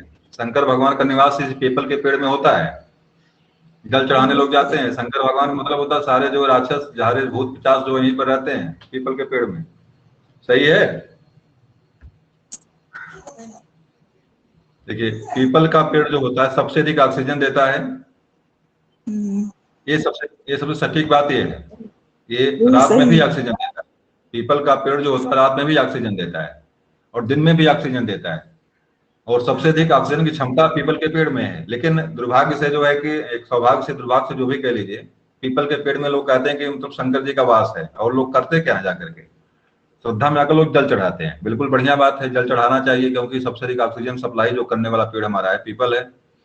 लेकिन दुविधा में आकर कोई काम करना ठीक नहीं है। अगर आपके मन में सात्विक विचारधारा यह है कि नहीं नहीं, पीपल सबसे अधिक हमारे लिए लाभदायक है, हमको जो ऑक्सीजन सप्लाई करता है, तब तो जल चढ़ाइए, ठीक है। लेकिन अगर आप चक्कर में रहे कि शंकर भगवान इसमें रहते से चढ़ाइए, तो कहीं कहीं से आप जो है चक्कर में पड़े हुए हैं। अगली चीज देखिए, यहाँ पे है नीम है, नीम है और साल। साल तो देख लिया आपने पहले। इतने पेड़ आपके हैं जो किसमें आते हैं आपके? ये आपके जो है कि मानसूनी वनों की, पर्णपाती वनों में आपके आते हैं। ये परीक्षा में कई बार देता है, कई बार दिया हुआ है। तो एक बार दिमाग में रखिएगा कौन कौन से पेड़ आपके किस में आते हैं। चलिए, अब जरा अगला बराटी लिख लीजिए, उष्णकटिबंधीय कटीले वन। उष्णकटिबंधीय जो ये पोर्शन आपका यहाँ पे, ये झाड़ियां वाला जो आपका राजस्थान का मरुस्थल का क्षेत्र जो आपका है, ये वाला क्षेत्र नोट कर लीजिए। इसमें कौन कौन सी चीजें मिलती है। आप कौन कौन से यहाँ पे पेड़ मिलते हैं, इसको लिख लीजिए। यहाँ पे लिखिए खजूर, खजूर, खजूर, खजूर। अरे खजूर जो खाने वाला होता है, सबसे जिसमें सऊदी अरेबिया, सऊदी अरब का जो खजूर सबसे फेमस है। खजूर उत्पादन में कौन देश नंबर 1 है? सऊदी अरब है। सऊदी अरब नंबर 1 पूरे देश में। पाम ऑयल जहां से सबसे अधिक पाम ऑयल, खजूर मतलब होता है पाम, और पाम ऑयल पे तो पाम रिवर के नाम से कौन नदी प्रसिद्ध है विश्व में? पाम रिवर के नाम से। इस नदी को हम पाम ऑयल रिवर कहते हैं। ऑयल रिवर नाइजर नदी है, अफ्रीका महाद्वीप की नाइजर नदी नाइजर से। को हम ऑयल रिवर या पाम रिवर के नाम से भी जानते हैं, क्योंकि वहां पे सबसे अधिक जो पाम रिवर, जो पाम ऑयल होते हैं, उसका सबसे अधिक उत्पादन आपके वहीं पे होता है, अफ्रीका महाद्वीप में होता है।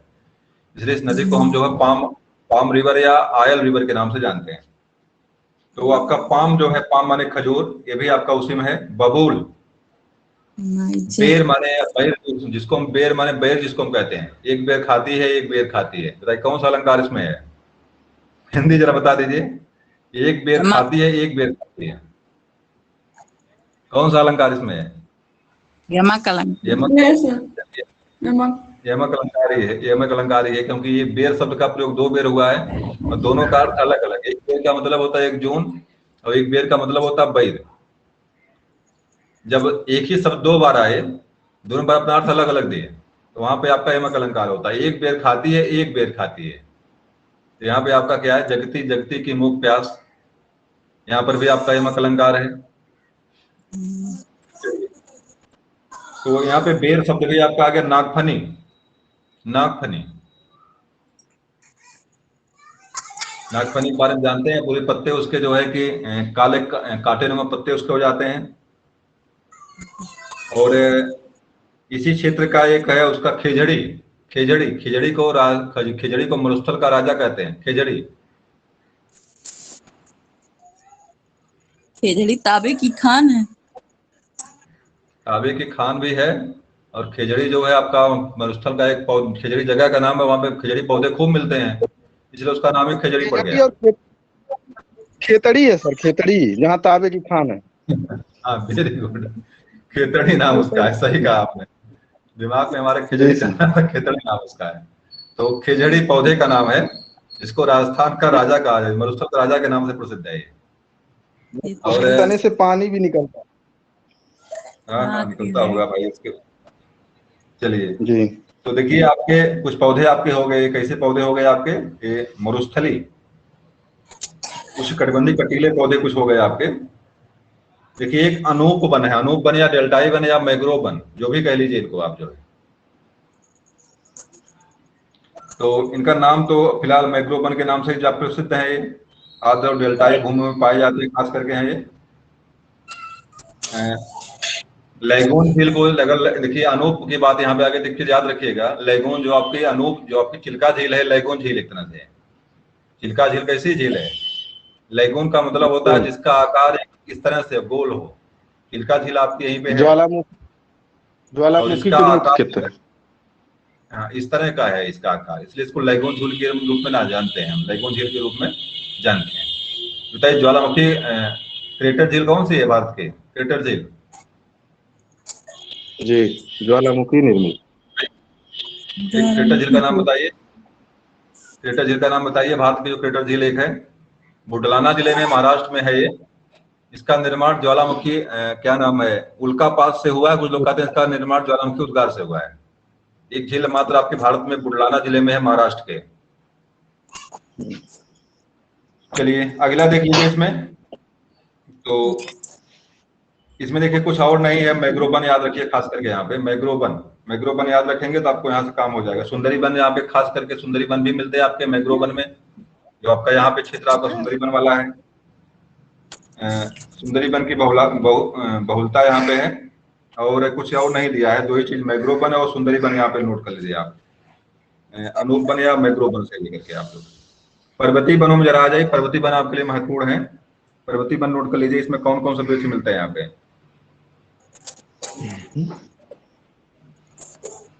इसमें लिखिए दालचीनी,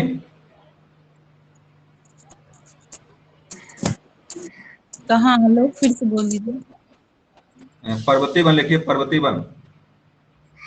चलिए चलिए, पर्वतीय वनों को नोट कर, दालचीनी मत लिखिए, दालचीनी छोड़ दीजिए। लिखिए ओक है, ओक है, पेड़ का नाम है ओक है। ये जो यहाँ से यहाँ तक जो वृक्ष आपके मिलते हैं, इसका नाम लिखिए ओक है। कहाँ से कहाँ अ, तक? अरे भाई आपका देखिए ये पीले रंग से रंगा हुआ जो है ना, ये पर्वतीय वन का क्षेत्र आपका यही है, पीले वाला। यहाँ से लेकर के यहाँ तक ये पर्वतीय वन के क्षेत्र आपके हैं। ये वाला पोर्शन आपका लिख लीजिए। इसमें ओक है, alder, chest, oak, alder, chestnut, chestnut, a, birch, birch, cheese, chestnut, birch, cherry, cheese, cheese पढ़ लेना। पाइन, पाइन लिख लीजिए, इसी को पूछता हूँ। कौन? पाइन। ये वन आपके जो है पर्वतीय वन। ये पर्वतीय वन आपके हैं, पर्वतीय वन। किस और जानेगा, सब भारत में सबसे ऊंचाई पर जो वृक्ष मिलता है उसको हम देवदार वृक्ष के नाम से, देवदार, देवदार वृक्ष भी आपके यहीं मिलते हैं, नोट कर लीजिए इसको भी, देवदार। देवदार। सबसे अधिक ऊंचाई पर जो वृक्ष मिलता है भारत में है पर्वतीय क्षेत्रों में, वह देवदार का पेड़ है आपका। देवदार मिलता है कि पाइन? देवदार, देवदार लिखिए, देवदार।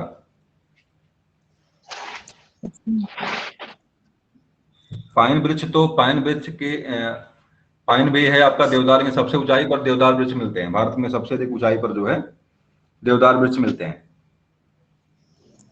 और यहीं पर चिलगोजा करके भी इसी वृक्ष का नाम दिया, चिलगोजा।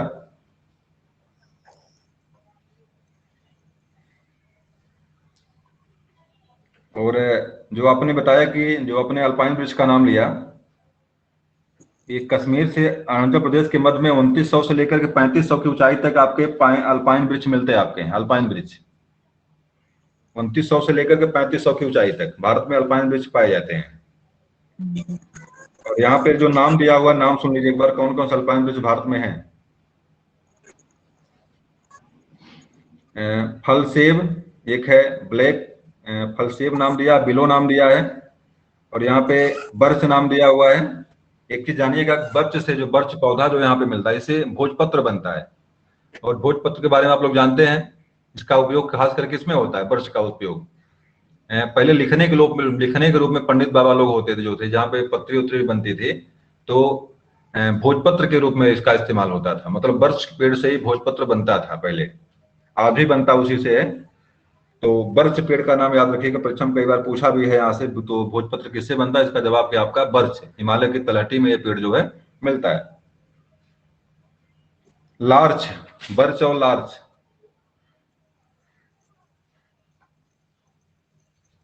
और सबसे देखिए यहाँ पे सबसे अल्पाइन वृक्ष में सबसे ऊपर जो मिलता आपका है, जो म्यांमार सीमा और के अगल बगल के क्षेत्र जो आपका है, यहाँ पे लिखा है रोडोडेंड्रॉन बर्च अल्पाइन वृक्ष। यहाँ पे 3000 से लेकर 4900 मीटर की ऊंचाई तक भी पाए जाते हैं। इसमें काले जूनिपर, मधुमालती एवं बिलो वनस्पति पाई जाती है। 3-4 नाम यहाँ दिया हुआ है, लेकिन नोट कर लीजिए मन करे तो, काले जूनिपर, मधुमालती और बिलो आपके अल्पाइन वृक्षों में शामिल आपके हैं। ये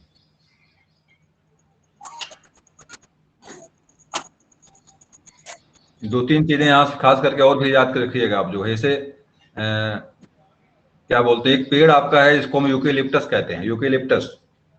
इसको हम सफेदा के नाम से जानते हैं। इसको पारिस्थितिकी का आतंकवादी पौधा के नाम से प्रसिद्ध है। ये पारिस्थितिकी का आतंकवादी, सबसे तेज बढ़ने वाला पौधा आपका ये है यूकेलिप्टस, आपका इंडियन यूकेलिप्टस सबसे तेज बढ़ने वाला पौधा, और वानिकी का आतंकवादी। और दूसरी बात जो आपकी आती है, जो आपके खिजड़ी पौधा जो है, वानिकी का मित्र पौधा के रूप में प्रसिद्ध है। ये हर कंडीशन अपना जीवन यापन करता है। चलिए, खिजड़ी को मरुस्थल का राजा भी कहते हैं। तो इस तरह से कुछ बातें आपके थे।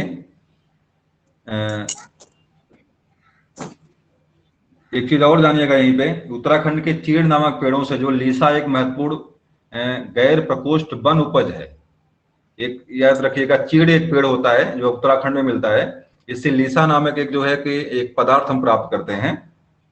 और एक पेड़ है लीसा से बिरोजा तथा तारपीन का तेल भी आपका इसी से निकलता है। चीड़ के पेड़ से तारपीन का तेल भी आपका निकलता है, ये भी यहाँ नोट कर लीजिए। यहीं पे चीड़ के पेड़ से क्या निकलता है, लीसा और तारपीन का उत्पादन होता है। और महोगनी, चलिए ये सब सारे पौधे आपको उसी के बना आपके हैं। चलिए तो कुछ बातें आपकी हो गई, कौन कौन से पौधे कहाँ कहाँ पे मिलते हैं। चलिए आगे हम बढ़ते हैं हम इसको लेकर के। हाँ भाई, बड़ी बात चल रही है। चलिए दोनों प्रकार आपके वही हैं। देखिए ये जो चित्र दिखा रहा हूं मैं आपको, चित्र ध्यान से देख लीजिए। बताइए कौन सा पौधा है ये, पौधे का नाम बताइए, ये पौधा कौन सा हो सकता है।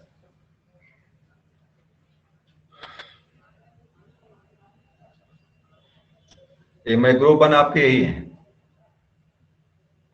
मैंग्रोव वन आपके जो है यही है, कुछ और मैंग्रोव वन नहीं है, मैंग्रोव वन आपके यही है। देखिए इनकी जड़ें देखिए, खासकर गौर करिए, ये देखिए इनकी जड़ें जो फैली ऊपर हैं आपकी, यही वायवीय जड़ें आपकी यही हैं। इनसे हवा से जो है अपना जो है नाइट्रोजन ग्रहण करते हैं लोग हैं, ऑक्सीजन लेते हैं। तो ऑक्सीजन ग्रहण करते हैं, क्योंकि आपके लवणों पानी में आपका ऑक्सीजन लगभग नहीं ले पाते हैं पौधे, इसलिए इन जड़ों से लेते हैं वो। देखिए एक देखिए चित्र आपका ये है मैंग्रोव वनों का। तो इस तरह से समुद्र के तटीय क्षेत्रों में आपके जो वन जो है पाए जाते हैं, ये वन आपके इस तरह से मिलते हैं। चलिए कुछ विशिष्ट पौधों के बारे में थोड़ा जान लीजिए, काम की चीज है। जैसे कुकुरमुत्ता का चित्र मैंने यहाँ, कुकुरमुत्ता और मशरूम का चित्र मैंने लिया यहाँ पे। तो कुकुरमुत्ता और मशरूम का बताइए भाई, ये पौधे किस तरह से होते हैं, क्या नाम इनके हैं। पैरासाइट्स या परजीवी पौधों के रूप में या मृतोपजीवी पौधों के रूप में ये प्रसिद्ध हैं। मेरी आवाज मिल रही है आप लोगों को? मेरी आवाज तो मिल रही है ना? पौधे होते हैं।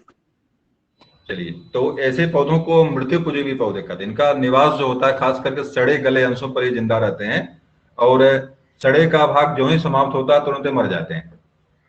ये बताइए कुकुरमुत्ता किसने लिखा भी है, एक हिंदी में बताइए किसने कुकुरमुत्ता लिखा है। बकरी बिलाव, कुकुरमुत्ता ये किसकी रचना है? तुलसीदास। ये किसने लिखा है भाई? किसी का नाम नहीं याद आ रहा है, कुकुरमुत्ता नहीं पता है? गणपाद, कुकुरमुत्ता, और एक नाम, 2-3 नाम इस तरह से हैं जिसने किसी ने हिंदी पे कलम चलाई इस पर है। बताइए भाई, ये तो आना चाहिए आप लोगों को। कोई जुड़ा नहीं है क्या? निराला नहीं लिखा है। माइक बंद किए। कुकुरमुत्ता जो आपका ये है, जो कुकुरमुत्ता, एक चीज जानिएगा, ये फंगी है, एक तरह से फफूद है ये। और एक आपके खाद्य उत्पाद ही होता है, इसको मशरूम के नाम से जानते हैं। मशरूम भी एक तरह से मृतोपजीवी होता है। जमीन के अंदर हम विशेष तापमान पर कुछ खरपतवार को रख देते हैं, और वहीं पर हम जो है कि मशरूम की पैदावार के लिए कुछ मशरूम को वहां पे, उसके कुछ तकों को कुछ रख देते हैं वहां पे, जिससे वहां पे मशरूम पैदा होता है। और मशरूम जानते हैं आप हैं कि पौष्टिकता के दृष्टिकोण से सबसे प्रोटीन का नंबर 1 स्रोत है। दाल के बाद, सोयाबीन के बाद, अगर पहले सोयाबीन से भी ज्यादा प्रोटीन अगर किसी मिलता है तो आपके मशरूम में मिलता है। और इसमें से भी जानिएगा, कुछ मशरूम जो है कि विषैले भी होते हैं। ऐसा नहीं जो भी मशरूम पैदा हो, जिसको भूईफोर के नाम से देहात में लोग जानते हैं, भूईफोर, जमीन को फोड़ करके निकल जाता है। कभी कभी मेरे घर में भी जो है कि इस तरह से भूईफोर निकलते हैं। लेकिन कुछ आपके मशरूम जो होते हैं विषैले होते हैं, आप जान भी ले सकते हैं। लेकिन इतना ध्यान रखिएगा, खाना वाले मशरूम बना दिया आपने, एक बार कुत्ते को डाल देंगे, कुत्ता अगर खा लिया उसको मान लीजिए सही है, और कुत्ता नहीं खाया तो मान लीजिए खतरा आपके लिए, खतरेबुल आपके लिए मशरूम। देखिए मशरूम आपका यहाँ पे जो बाजारों में आपके उपलब्ध होता है, तो ये एक तरह से फंगी है, और मशरूम एक तरह से मृतोपजीवी, दोनों आपके कुकुरमुत्ता और मशरूम एक जो है आपके खाद्य उत्पाद के रूप में इसका इस्तेमाल होता है। चलिए कुछ देखिए, कुछ मांसाहारी पौधे आपके हैं। ये मांसाहारी के बारे में आप जानते हैं, इसको हम कीटभक्षी पौधों के रूप में भी जानते हैं। कुछ वैरायटी मैंने छाट के लिखा था यहाँ पे मांसाहारी कीटभक्षी पौधों की। इसके पहले चर्चा आपसे हुई थी कि कीटभक्षी पौधे उगते कहाँ पे हैं। बता दीजिए कोई पुनः हमको एक बार, कीटभक्षी पौधे उगते कहाँ पर हैं? दलदली जमीन पर। दलदली जमीन पर, खास कर जहाँ पे नाइट्रोजन जमीन में नहीं होता है, ऐसे नाइट्रोजन जगहों की पर कमी। पौधे, ऐसे पौधे वहां पर उगते हैं जहाँ की जमीन पे नाइट्रोजन नहीं होता है। नाइट्रोजन की आपूर्ति करने के लिए ये लोग जो है कीट बच्चों का सेवन करते हैं, कीटों का जो है खाते हैं। इसमें देखिए नंबर 1 पे बीनस लिखा, बीनस फ्लाई ट्रैप पूरा नाम इसका, बीनस फ्लाई ट्रैप पूरा नाम इसका है। ये देखिए आपका एक पौधा है ड्रोसेरा। ड्रोसेरा। इसके क्या होता है, जो जो यहाँ पे तनु जो दिख रहे हैं, छोटे छोटे जो दिख रहे हैं, कभी आप वीडियो देखिएगा जो है यूट्यूब पर जाकर के, तो इतने बड़े शातिर होते हैं, मतलब अगर उंगली घुस गई इसके अंदर उंगली डाल दीजिए अगर आप यहाँ पे, आपकी उंगली पकड़ लेते हैं। यहाँ तक कि छोटे छोटे मेढकों का और छिपकलियों का भी शिकार करने की क्षमता इनके अंदर है, इसके अंदर है। अगर यहाँ पे अगर आपकी छिपकली घुस गई अंदर, तो तुरंत इसके मुख पूरा बंद हो जाता है करके, और मुंह बंद कर लेता। मुंह देखिए जो ये जो त्यार निकले हुए हैं, इसको लाके इसे बंद कर लेता, 20 सेकंड के अंदर बंद हो जाता है। इसके अंदर कोई जुधारी अगर आया यहाँ पे, जो ही एंट्री मारता हो, 20 सेकंड तक इंतजार करेगा तो तुरंत उसका मुंह बंद हो जाएगा, उसके बाद निकल नहीं पाता हो। यहाँ तक कि 15-15 दिनों तक अपने मुंह को बंद रखते हैं, कोई जुधारी पकड़ लेने के बाद। अगर कोई लकड़ी इसके अंदर डाल देंगे अगर आप जो है, तो 20 मिनट के अंदर अपना 20 मिनट के अंदर अपना मुंह खोल देते अपना है, 20 मिनट के अंदर अपना मुंह खोल देंगे। अगर कोई जुधारी मिल गया इनको, तो 15-15 दिन तक अपना मुंह बंद रखते हैं, मतलब बिना उसको मरे उसको छोड़ने वाले नहीं है, मतलब मर जाएगा तभी इसको छोड़ेंगे। ये जो आपका ड्रोसेरा जो होता है, ड्रोसेरा पर ये जो बिंदु छोटे छोटे दिखाई पड़ रहे हैं आपको हैं, ये वास्तव में चिपचिपा पदार्थ होता है। जो भी इसकी सुंदरता को देखकर जो भी कीट भक्षी कीट को इसके ऊपर बैठता करके, देखो यहाँ बैठा हुआ एक है, जो भी इसके ऊपर बैठा तो सिम चिपक जाएगा इसी में आकर के। और ये क्या करता है, अपना मुंह जो है फोल्ड करके उसको इसी में बंद कर लेता है, और बंद करके पूरा काम इनका जो है तमाम कर जाता है। इसको ड्रोसेला कहते हैं। बहुत सारे पौधे आपके देखिए राउंड कुछ करके है, पानी के अंदर ये मिलता है, एक गोल गुदगुदा बनाता है, उसके जो भी पानी को अंदर जो घुस गया तो उसका काम तमाम हो गया। एक कैलिफोर्निया नीचे देखेंगे आप जो है, ये जो है इसको सर्प सांप के आकार का होता है, ये कैलिफोर्निया करके इसका नाम है। और इसके अंदर देखिए यहाँ पे इसका मुंह होता है, खूब बढ़िया गंध छोड़ता है। जो भी जीवाणु जो भी कीटा इसके मुख के अंदर से यहाँ से गया तो तुरंत सड़क के जो है इसके अंदर चला जाता है, और उसका काम जो है कभी बाहर नहीं कभी निकल पाता है, अंदर गया तो काम उसका खत्म। कैलिफोर्निया।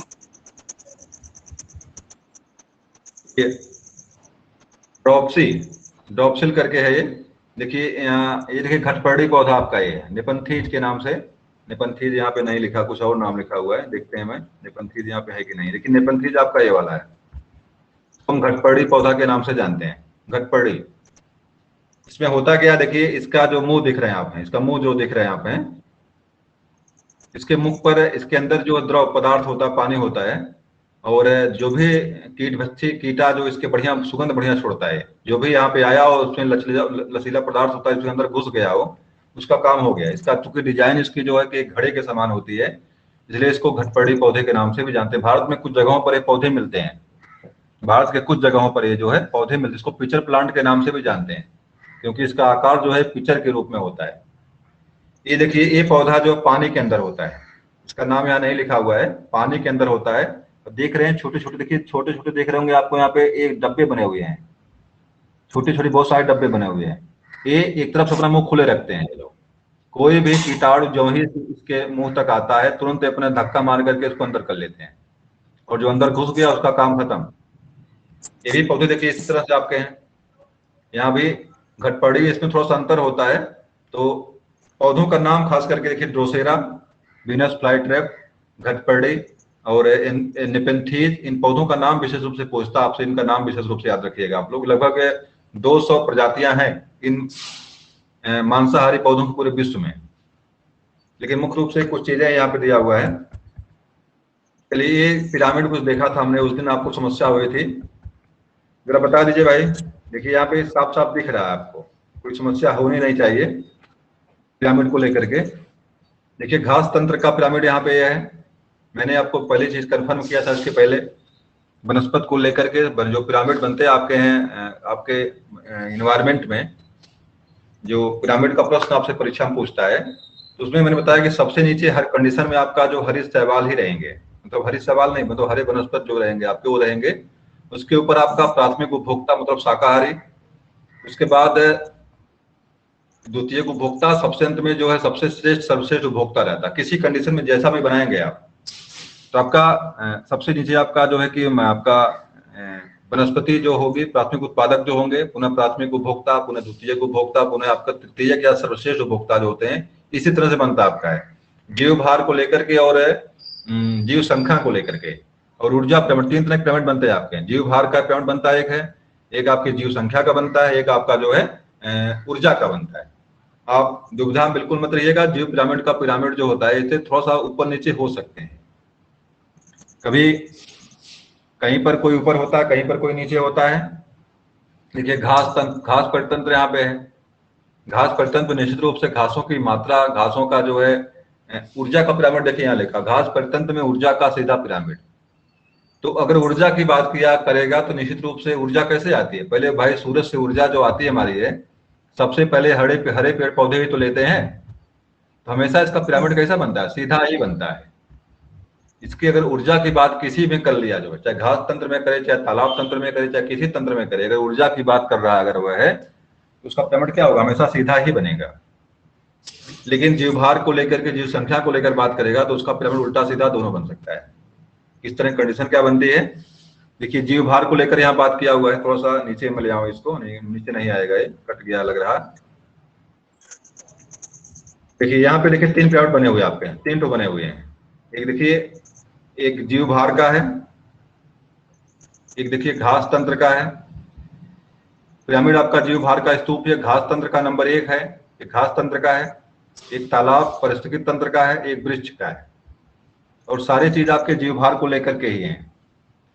तो देखिए घास स्थल आपका नंबर 1 है। घास स्थल में सबसे बड़ा पोर्शन जो आपका रहेगा घास का ही रहेगा, उसके बाद गाय या आपके खरगोश जो भी रहेंगे, उसके बाद आपका भेड़िया शेर रहेंगे आपके। देखिए तालाब का यहाँ पे दिया हुआ है, तालाब में क्या होगा कि इसका उल्टा बनेगा। सबसे नीचे आपके जो है कि हरे शैवाल जो रहेंगे नीचे सबसे रहेंगे, लेकिन उसका मात्रा जो होगी क्या बोलते हैं भार जो होगा सबसे कम रहेगा, इसका उल्टा बनेगा। देखिए सबसे देखिए पादप तंत्र दिया हुआ है। देखिए पादप में भार को लेकर बात करेंगे, सबसे बड़ा अधिक भार तो पेड़ का ही रहेगा। पेड़ के बाद आपके जो है कि उस पे बाकी चीज रहेंगे, तो उल्टा इसका सीधा बनेगा। इस तरह से कुछ चीजें होती हैं यहाँ पे। देखिए यहाँ पे ये पिरामिड किसका है भाई? देख लीजिए, ये पिरामिड भी घास तंत्र का है। नहीं, ऊर्जा को लेकर के बनाया गया है, मतलब ऊर्जा कैसे कैसे ऊपर तरफ नीचे से ऊपर कैसे जाती है। तो सबसे अधिक सूरज की ऊर्जा सबसे पहले कौन लेता है? सूरज की विकिरण ऊर्जा को जो है रासायनिक ऊर्जा में परिवर्तन करने वाला काम कौन करता है? आपके हरे पेड़ पौधे करते हैं। अगर सूरज से इसको 1000 कैलोरी ऊर्जा मिले यहाँ से, तो इसको जो खाने वाले होते हैं 10% सप्लाई यहाँ से होती है। 1000/10 करेंगे तो आपका 100 आएगा। 10% के एवरेज से 10 के एवरेज से ऊर्जा ऊपर तरफ बढ़ती है यहाँ पे। तो इसको हरे पेड़ पौधे, इसको हिरन या खरगोश जो भी खाएंगे, 1000 कैलोरी ऊर्जा अगर खा गए ये लोग अगर जो है, तो इनका वजन 100 किलोग्राम इनका वजन हो सकता है। 100 किलोग्राम। अब 100 किलोग्राम के वजन को अगर एक भेड़िया खाएगा तो इसका वजन कितना रहेगा? वजन 10 किलो ही बचेगा, 10 कैलोरी ऊर्जा ही लेगा ये। और इसको अगर एक शेर खाता है तो मात्र उसको 1 केजी ही मिलेगा उसको।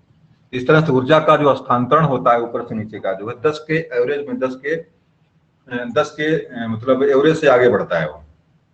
1/10 1/10 के एवरेज से आगे बढ़ता है।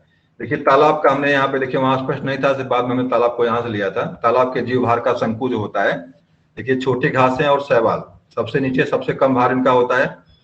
छोटी मछलियां कीटे जो होते हैं, पुनः बड़ी मछलियां ऐसे, अंत में सबसे बड़ी मछली। तो इस तरह से आप तालाब में जीव भार की बात करेंगे तो वहां पर क्या हो जाएगा? इसका पिरामिड उल्टा बनेगा। लेकिन अगर जीव संख्या की बात करेंगे तब क्या बन जाएगा?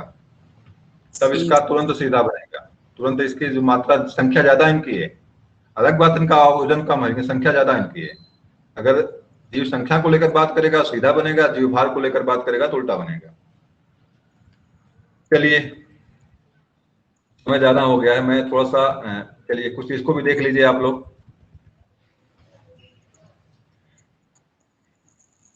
टाइम बता दीजिए कोई हमको, टाइम क्या हो गया? 8:28 हो रहा। चलिए थोड़ा समय और अभी है। देखिए इसके पहले चर्चा हमने पौधों को लेकर किया था, बाकी ऊपर वाला छोड़ देते हैं हमें। जलोद्भिद पौधे देखिए आपके हैं जो जल में उगते हैं। समोद्भिद, जो सामान्य मृदा में उगते हैं। मरुद्भिद, जो मरुस्थलीय पौधे जो होते हैं मरुस्थल में जो उगते हैं। देखिए ये परीक्षा में प्रश्न आपके आया था, हेलोफाइट्स और हिलोफाइट्स, इसको आपको जानना है। हेलोफाइट्स जो होता है अधिक सांद्रता वाली मृदा में उगने वाले होते हैं। सांद्रता का मतलब होता है जो क्या बोलते हैं, जो बहुत ही सांद्र मिट्टी, मतलब होता है जहाँ पे जल, हाँ जहाँ पे जल खूब होते हैं, तराई वाला बेल्ट जो आपका होता है, तराई वाला बेल्ट, वहां पर आपके पौधे उगते हैं, हेलोफाइट्स वहां पे उगते हैं। हेलोफाइट्स और हीलोफाइट्स दो चीजें हैं, हेलोफाइट्स एक हीलोफाइट्स है। हीलोफाइट दलदली भूमि में उगते हैं और हेलोफाइट्स जो होते हैं आपके तराई बेल्ट जो होते हैं वहां पे उगते हैं। और देखिए यहाँ पे है आग्जिलोफाइट्स, ये अम्लीय मृदा में, जैसे आपका आपके मैग्रोव वन जो आपके हुए अम्लीय मृदा में उगने वाले पौधे होते हैं, लेकिन नहीं अम्लीय मृदा में नहीं है। ये आपके जो मिट्टी आपकी क्या बोलती है, जो क्षारीय, जो आपकी लवड़ी होती मिट्टी है, लवड़ी मिट्टी में उगते हैं। लवड़ी मिट्टी में जिनका पीएच मान आपके 7 से कम होता है वहां पर उगते हैं। देखिए आपका है सैमोफाइट्स है, बालों में उगने वाले पौधे हैं ये।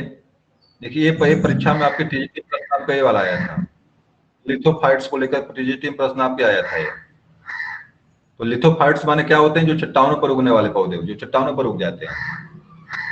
और एरिमोफाइट्स हैं, जो रेगिस्तान और स्टेपीज में उगने वाले पौधे होते हैं। और आपका सेक्लेरोफाइट्स है, काष्ठी झाड़ीदार पौधों को हम जो इसमें रखते हैं। तो इस तरह से कुछ चीजें आपके काम के यहाँ पे हैं। चलिए जरा इसको एक बार देख लीजिए। तो सबसे छोटा विषाणु कौन सा होता है, खुरपका और मुंहपका विषाणु है। खास करके हमको यहाँ पे बात करनी है आपको पौधों को लेकर के, तो पौधों को लेकर ही चर्चा करते हैं हमें। तो देखिए यहाँ पे सबसे छोटा बायोफाइट्स ये दिया जूपसिस दिया हुआ है। चलिए ये भी थोड़ा सा कठिन है, देखिए ये वाला आपके काम के है। सबसे छोटा अनावृत बीजी जिमिया पिगामिया। सबसे छोटा अनावृत आपका सिकोया है। सिकोया के बारे में आप जानते हैं, बताइए भाई सिकोया पेड़ कहाँ पर है, कहाँ पर मिलता है? विश्व का सबसे ऊंचा पेड़ कौन सा है, सबसे बड़ा ऊंचा? अमेरिका में। अमेरिका में वही सिकोया वृक्ष आपका है। और सिकोया वृक्ष कैसा आपका, अनावृत बीजी है, मतलब इसके बीज जो है क्या होते हैं, इसके बीज खुले रहते हैं, खुले हुए बीज इसके होते हैं। और सबसे छोटा आवृत बीजी आपका बुल्फिया है। सबसे बड़ा आवृत बीजी आपका यूकेलिप्टस जो इंडिया वाला है, सफेदा जो होता है। सबसे छोटा पुष्प आपका बुल्फिया है और सबसे बड़ा पुष्प आपका रेडलेफिया है, रेप्लेसिया। सबसे बड़ा फल आपका जो है, देखिए यहाँ पे लिखा हुआ है दोनोसिया मालविडिका। सबसे छोटा बीज आपका आर्किड है और सबसे चौड़ी पत्ती वाला पेड़ आपका जो है विटोरिया रेजिया है, विटोरिया रेजिया। चलिए इसको पढ़ा दिया गया है। कुछ प्रश्न आप लोगों से हैं, थोड़ा सा 20 मिनट प्रश्न आप लोग देख लीजिए और प्रश्नों का जवाब दे दीजिए।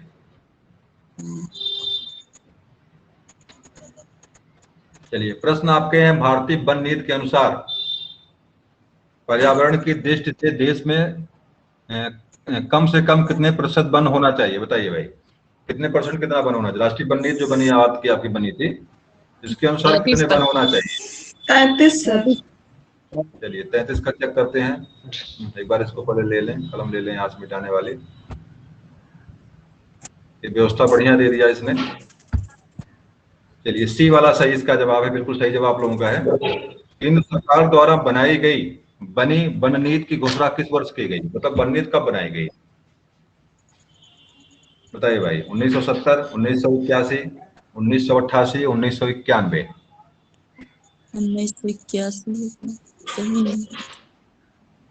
1988 शायद है ये। केंद्र सरकार द्वारा बनाई गई नई वन नीति है। 1986 में एक वन नीति बनी पुनः, और पुनः नई वन नीति आपकी जो 1988 में बनती है। तो जवाब देखते हैं इसका सही क्या है। चलिए सी वाला ही सही है, सी वाला ही है। देखिए 1986 में वन नीति बनी थी, 1988 में नई वन नीति बनी है। चलिए अगला प्रश्न तो आसान है। भारतीय वन सर्वेक्षण विभाग का मुख्यालय कहाँ स्थित है? बताइए भाई,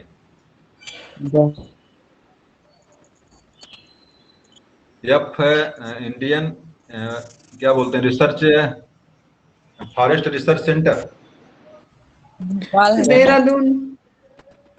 देहरादून ही सही है, देहरादून ही होगा। देखिए देहरादून भी सही है। अगला देखिए आपका है राष्ट्रीय पर्यावरण शोध संस्थान, NERI कहाँ पर है? राष्ट्रीय पर्यावरण शोध संस्थान कहाँ पे है? देहरादून। ये भी सर देहरादून। देहरादून तो नहीं है ये, नहीं शायद नागपुर, शायद ये नागपुर में है। नागपुर। भाई यहाँ पे डी दिया हुआ है, नहीं भोपाल। बी है, बी, बी मतलब नागपुर है, ठीक है, नागपुर ही है। भारत में वृक्षारोपण उत्सव वन महोत्सव के नाम से जाना जाता है, इसकी जन्मदाता कौन है? बताइए भाई, इसके जन्मदाता कौन है वृक्षा वन महोत्सव के? विनोबा भावे।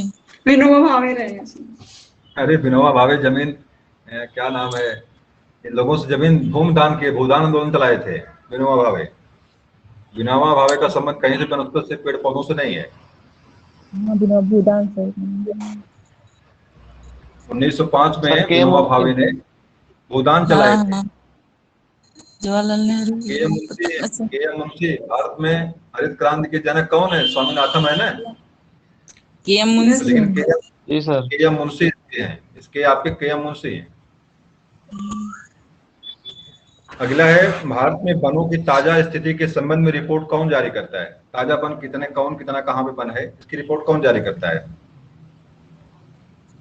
नागपुर राष्ट्रीय पर्यावरण संस्थान। देखिए भारतीय वन सर्वेक्षण विभाग है, देखिए देहरादून में है ये सर्वेक्षण विभाग। भाई भूमि तो वही जारी करेगा ना, कौन वन कितने हैं इसका सर्वेक्षण तो यही करेगा। अगला देखिए आपका यहाँ पे देहरादून स्थित फॉरेस्ट ऑफ सर्वे इंडिया द्वारा कितने वर्षों के अंतराल पर वन संबंधी रिपोर्ट जारी किया जाता है? 2 वर्ष, 3 वर्ष, 5 वर्ष, 6 वर्ष, कितने वर्ष बाद जारी करता है? कितने वन कहाँ कहाँ पे है? शायद 2 वर्ष है, देख लेता हूँ मैं, शायद 2 वर्ष है, 2 वर्ष पहला सही है। शुष्क वन अनुसंधान संस्थान कहाँ स्थित? शुष्क वन कहाँ पर स्थित है अनुसंधान संस्थान इसका? जयपुर, अहमदाबाद, जोधपुर, क्या सही करेंगे? भाई जानिएगा कि शुष्क वन आपके राजस्थान में ही है, तो वहीं पर होगा। बताइए भाई इसमें क्या सही करेंगे आप? देखिए राजस्थान के 2 शहर यहाँ पे हैं, जोधपुर है और जयपुर है। तो यहाँ पे इसका जोधपुर सही, इसका है जोधपुर सही होगा।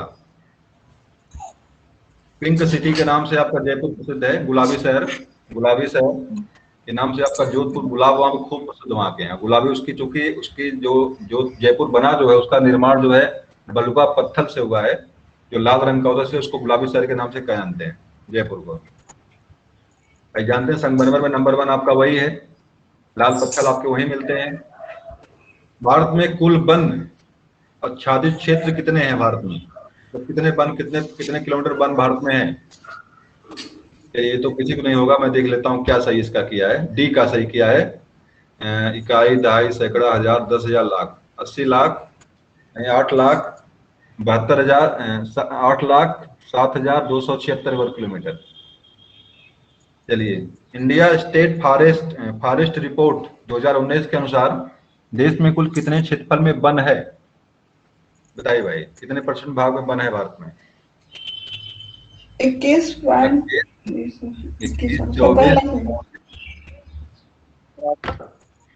शायद 23 के अगल बगल था, 24 वाला सही होगा। 23 के अगल बगल वन भारत में पहले भी था, तो 23 से ज्यादा 24 को मानिए आप, उससे कम तो नहीं होना चाहिए। जल्द देख लेते हैं सही क्या है। चलिए 24.56 है, 23 पहले था, बाद में बढ़ के कुछ बढ़ा है, मतलब 24 हो गया है। चलिए अगला देख लीजिए, भारत के कुल क्षेत्रफल के कितने % भूभाग पर वनों का आवरण है? कितने % भाग पर वन है भारत के कुल क्षेत्रफल के?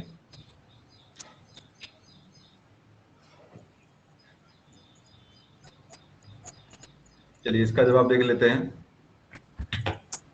इसका बी वाला सही किया हुआ है, यही चीज तो यहाँ पर भी है, यही चीज प्रश्न तो यहाँ पर भी, यहाँ पे उल्टा कैसे दे दिया।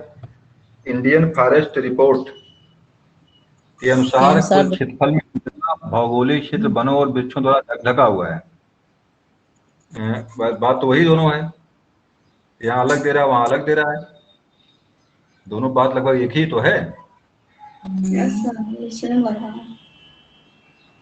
चलिए इसको छोड़ ही देते हैं भाई, बात दोनों तो एक ही है, बात तो एक ही है, ये छोड़िए उसको। पश्चिमी हिमालय संसाधन प्रदेश में मुख्य संसाधन क्या है? वन है, कार्बनिक खनिज है, धात्विक है, आणविक खनिज है, क्या चीज है? पश्चिमी हिमालय का जो क्षेत्र है मुख्य रूप से किसके लिए प्रसिद्ध है? वो वन संपदा ज्यादा वहां पे है, कार्बनिक खनिज ज्यादा वहां पे है, धात्विक खनिज क्या चीज ज्यादा है? इसका पहला वन ही है, वन है, वन। पश्चिमी हिमालय जो आपका वन के लिए प्रसिद्ध है। देश में सर्वाधिक वन किस राज्य में भाई मिलते हैं? बताइए भाई, सर्वाधिक वन कहाँ पे है, किस राज्य में है? मध्य प्रदेश। चलिए सर्वाधिक वन जो है, देखिए दो चीजें यहाँ से आती हैं, एक अगर कुल क्षेत्रफल को लेकर बात करेगा तो मिजोरम नंबर 1 रहेगा उसमें, मिजोरम। लेकिन वन को लेकर बात करेगा तो आपका एमपी आएगा। तो मध्य प्रदेश आपका यहाँ पे है। आगे देख लीजिए, कुल वन क्षेत्र की दृष्टि से भारत में प्रथम 3 राज्यों का सही आरोही क्रम क्या है? अवरोही क्रम में कुल वन, मतलब सबसे अधिक वन जो है कहाँ पे? तो सबसे अधिक वन तो आप जानते ही हैं कहाँ पे आपका है। देखिए मध्य प्रदेश से 2 जगह दिया है, यहाँ भी दिया है, यहाँ भी दिया हुआ है, यहाँ भी दिया है, यहाँ भी दिया है। तो सबसे अधिक वन तो आपके एमपी में पहले है, छत्तीसगढ़ में है कि नहीं है, इसको लेकर दुविधा यहाँ पे है। तो 2 बनेगा आपका, चलिए देख लेते हैं जब आपका इसका है। बी वाला सही किया है, मध्य प्रदेश, आंध्र प्रदेश और छत्तीसगढ़, वनों को लेकर के 3 राज्य आपके सर्वश्रेष्ठ हैं। आगे देख लीजिए, भारत के निम्नलिखित राज्यों को उनके वनों के क्षेत्रफल के आरोही क्रम में व्यवस्थित करिए। ऐसा नीचे लिखे गए कूट में सही उत्तर चुनिए। चलिए भाई, ये भी थोड़ा कठिन काम है। आंध्र प्रदेश, अरुणाचल प्रदेश, छत्तीसगढ़, उड़ीसा। देखिए आपका यहाँ पे, देखिए अरुणाचल प्रदेश था यहाँ पे पहले, तो नंबर 2 पहले यहाँ पे कहीं है, नंबर 2 आपका यहाँ पे है। चलिए, और आपका इसके बाद छत्तीसगढ़, आपका छत्तीसगढ़ उसके बाद आपका है तीसरा नंबर, दूसरा बाद तीसरा। तो हमें लग रहा है यही सही होगा, ये वाला, बाकी तो पता नहीं है। आंध्र प्रदेश देख लेते हैं, डी सही किया हुआ है। अरे भाई इसके ऊपर यहाँ से मिलान करिए, इससे मिला लीजिए उसको। जवाब जैसे यहाँ पे लिखा क्या है, निम्नलिखित भारत के निम्नलिखित राज्यों में उसके वनों के क्षेत्रफल के अवरोही क्रम में व्यवस्थित कीजिए। तो अवरोही क्रम में देखिए पहले क्या लिखा था, पहले यहाँ पे आप एमपी को सही, मध्य प्रदेश था, मध्य प्रदेश यहाँ है नहीं, मध्य प्रदेश यहाँ है नहीं, तो अरुणाचल प्रदेश, उसके बाद छत्तीसगढ़। देखिए छत्तीसगढ़, देखिए नंबर 1, दूसरा नंबर आपका ये है, उसके बाद 3 नंबर पे है, तीसरा, उसके बाद जो बनेगा आपका हो ही जाएगा वो।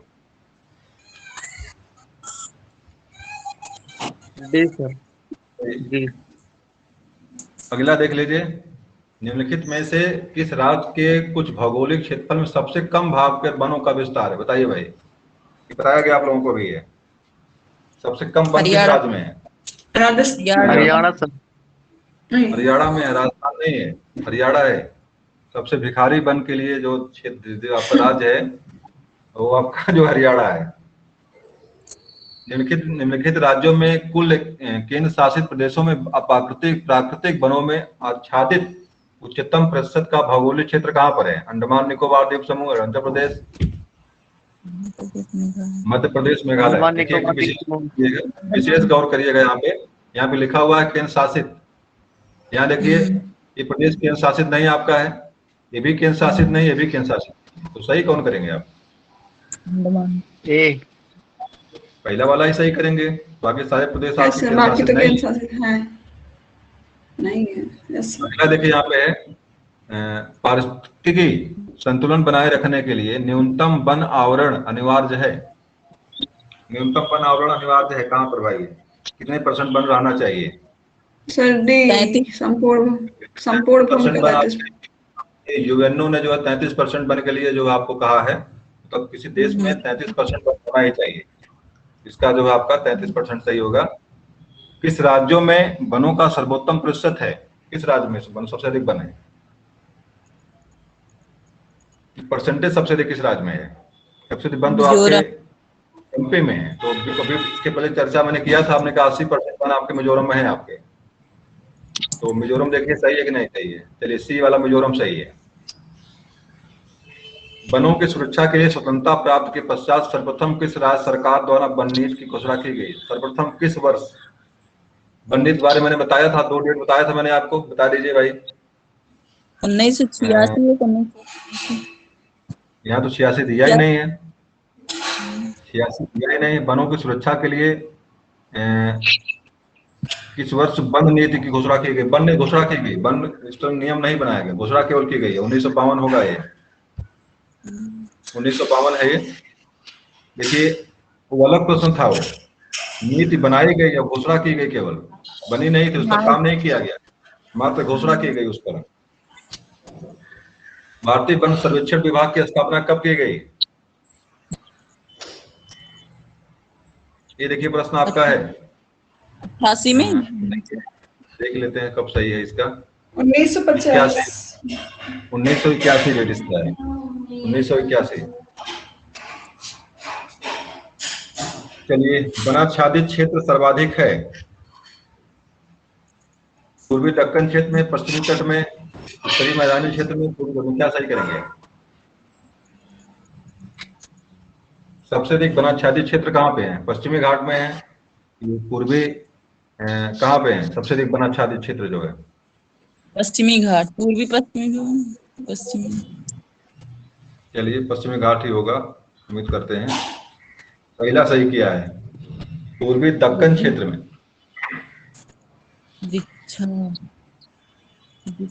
दक्कन का डेक्कन लिखा हुआ है। अब डेक्कन माने हमें लग रहा है कि कहीं जो आपके मिजोरम और मध्य प्रदेश वाले राज्य तो नहीं इसमें है, डेक्कन में। तो दक्कन माने दक्षिण होता है, यहाँ पे कैसे किया है? पूर्वी का मतलब हो गया कोई आपके जो क्षेत्र है, जहाँ पे आपका पश्चिम बंगाल है, जहाँ पे आपका मिजोरम है, जहाँ पे आपका अरुणाचल प्रदेश है, ये सारे प्रदेश असम जहाँ पे आपका है, सबसे वन तो वास्तव वहाँ पे है, दूसरा इसमें नहीं है। पूर्वी लिखा, पूरब में है, उधर पूरब में तो ही करेगा। चलिए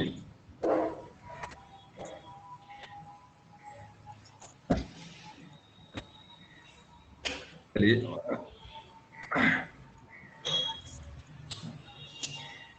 अगला प्रश्न आपका है, भारत में किस वर्ष से पर्यावरण संरक्षण अधिनियम पारित किया गया? फिर दिख नहीं रहा सही से। नहीं दिख रहा है, कौन सा? नेटवर्क कमजोर हो गया क्या हमारा? नहीं, वो क्वेश्चन नहीं दिख रहा है जो आप बोल रहे हैं। भारत के किस वर्ष पर्यावरण संरक्षण अधिनियम पारित किया? नहीं दिख रहा आप लोगों को ये? अब दिख सब दिख रहा है। अब दिख रहा है। भारत के किस वर्ष अधिनियम कब पारित किया गया है? या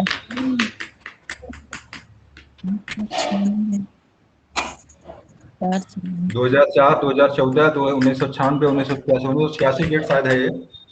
86 वाला। देखता हूँ सही क्या है। डी सही किया, 1986 पर्यावरण संरक्षण अधिनियम 1986 में पारित हुआ था। नीलगिरी पहाड़ियों में पेड़ की सामान्य जाति है? अरे भाई, नीलगिरी पहाड़ी में सबसे अधिक पेड़ कौन से पेड़ पाए जाते हैं वहां पे? साल, चीड़, यूकेलिप्टस, सागौन? चीड़ नहीं होगा, या साल होगा या सागौन होगा। साल सागौन में से एक पेड़ होगा यहाँ पे, चीड़ नहीं होगा। देखता हूँ मैं सही क्या करता है। साल पेड़ आपके हैं नीलगिरी पहाड़ी में, सबसे अधिक मात्रा में आपके साल के पेड़ मिलते हैं। भारत में सघन वनों का सर्वाधिक क्षेत्र किस राज्य में पाया जाता है? चलिए यहाँ पे वो दिया नहीं है, आपका मिजोरम का नाम यहाँ नहीं है, तो क्या सही करेंगे आप? आपका ये क्षेत्र आपका ये वाला है, मिजोरम नहीं है। सघन वाली बात कर रहा है ना, सघन वन का मतलब सबसे अधिक घनत्व वनों का कहाँ पे है, परसेंटेज कहाँ पे है? तो आपका मिजोरम अरुणाचल प्रदेश होगा। देखता हूँ सही क्या करता है। चलिए यही सही आपका है। मिजोरम होगा तो मिजोरम होता, नहीं तो होता तो आपका ये प्रदेश आपका है। निम्नलिखित में से किसे वैश्विक विरासत का वन माना जाता है? बता भाई, वैश्विक विरासत का वन कौन सा है? उड़ीसा, असम, सुंदरबन और पश्चिम बंगाल में राष्ट्रीय वनस्पति उद्यान शिवपुर। क्या सही करेंगे? वैश्विक विरासत में कौन शामिल है? हमको लग रहा है कि सुंदरबन होगा। पश्चिम बंगाल सुंदरबन होगा। चलिए सुंदरबन ही सही है। ये आवाज कहाँ से आ रही है खाने पीने की? भारत के किस राज्यों में किसमें सागौन का वन पाया जाता है? तो सागौन वन सबसे अधिक सागौन वन कहाँ मिलते हैं? किस राज्य में सबसे सागौन के पेड़ मिलते हैं? बिल्कुल जवाब सही आपका है। एमपी में सागौन के पेड़ खूब पाए जाते हैं। मध्य प्रदेश। चलिए, देश के सर्वाधिक क्षेत्रफल पर किस प्रकार के वन पाए जाते हैं? जानते हैं आप लोग हैं, कोई समस्या नहीं होनी चाहिए। सबसे अधिक भाग पर कौन से पेड़ मिलते हैं भारत में? अभी आप लोगों ने देखा है नक्शे में, मानचित्र में देखा आप लोगों ने था, सबसे अधिक पेड़ कौन से भारत में मिलते हैं? सदाबहार, कड़बंदी, सदाबहार। तो किनारे तो मिलते हैं, कहाँ ज्यादा मात्रा में है वो? पतझड़ वन यहाँ नहीं मिले आपको भारत में? डी से सर, डी सही। पतझड़ है, ठीक। पतझड़ वन सबसे अधिक है ना। देखते हैं इसमें, देखिए दो दिया है, मानसूनी वन दिया है, एक पतझड़ वन दिया हुआ है। आर्द्र पतझड़ वन, मानसूनी वन भी सब वही मानसूनी वन भी है, लेकिन नाम दो कर दिया है। यहाँ पे आर्द्र दिया है, यहाँ पे उष्णार्द्र। जलवायु क्या है आपके भारत की? जलवायु जो गर्म है और आर्द्र है, तो पतझड़ वन आपके इसे मिलेंगे। डी वाला सही होगा इसका। देखते हैं, डी सही किया हुआ है। आर्द्र नहीं है ये, तो भारत की जलवायु जो इसमें नरम नहीं है, उष्ण आर्द्र, गर्मी पड़ती है और ठंडी पड़ती है, गर्मी और जाड़ा दोनों बराबर पड़ते हैं यहाँ पे। तो ये देश के उन भागों में जहां औसत वार्षिक वर्षा 200 सेंटीमीटर से अधिक तथा वार्षिक तापांतर 24 सेंटीग्रेड के आसपास रहता है और आर्द्रता 70 तक रहती है, किस प्रकार के वन मिलते? बताइए भाई, वन कैसे मिलेंगे यहाँ पे? बताया गया आप लोगों को है। सदाबहार वन। सदाबहार वन मिलेंगे। देखते हैं हमें सही कौन सा करता है। उष्णार्द्र सदाबहार वन, उष्णार्द्र पतझड़ वन, उष्ण आर्द्र पतझड़ वन, उष्णार्द्र सदाबहार वन। क्या सही करेंगे? बी सही करेंगे। देखिए उष्ण माने तापमान 25 से अगल बगल है, और नमी देखिए यहाँ पे 70% नमी दिया हुआ है, तो गर्मी भी खूब है और आर्द्रता भी खूब है, तो यहाँ पे क्या हो जाएगा? बी वाला। अगला देखिए, देश के 100 से 200 सेंटीमीटर औसत वार्षिक वर्षा वाले भागों में किस प्रकार की वनस्पति पाई जाती है?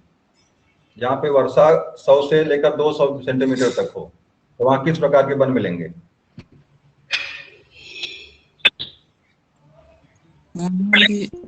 सर इसमें भी ये रहेगा, उष्णार्द्र होगा, हमें लग रहा है उष्णार्द्र सदाबहार। चलिए सी वाला सही किया है। पतझड़ वन कंडीशन है, 100 से 200 मीटर जो जलवायु है, वर्षा है, ये पतझड़ कंडीशन है ये, तो सी वाला सही इसका है। चलिए अगला देख लीजिए। 50 सेंटीमीटर से कम वार्षिक वर्षा वाले क्षेत्रों में समानता किस प्रकार की वनस्पति पाई जाती है? बताइए भाई। मरुस्थली बिल्कुल सही जवाब आपका होना चाहिए। मरुस्थली है। दलदली अथवा ज्वार भाटा क्षेत्रों में पाए जाने वाले वन को क्या कहा जाता है? मैंग्रोव वन, शोला वन, मानसूनी वन और पतझड़ वन। क्या बोलेंगे? जहाँ ज्वार भाटा आता है, जहाँ दलदली होती है, वहां पे कौन से वन पाए जाते हैं? मानसूनी। मैंग्रोव। दलदली में मानसूनी वन उगेंगे? मैंग्रोव। भाई ज्वार भाटा जहाँ पे आएगा वहां मानसूनी वन उगेंगे, वहां पे किनारों तटों पर नहीं। आपका मैंग्रोव वन ही होगा। क्या सही किया है?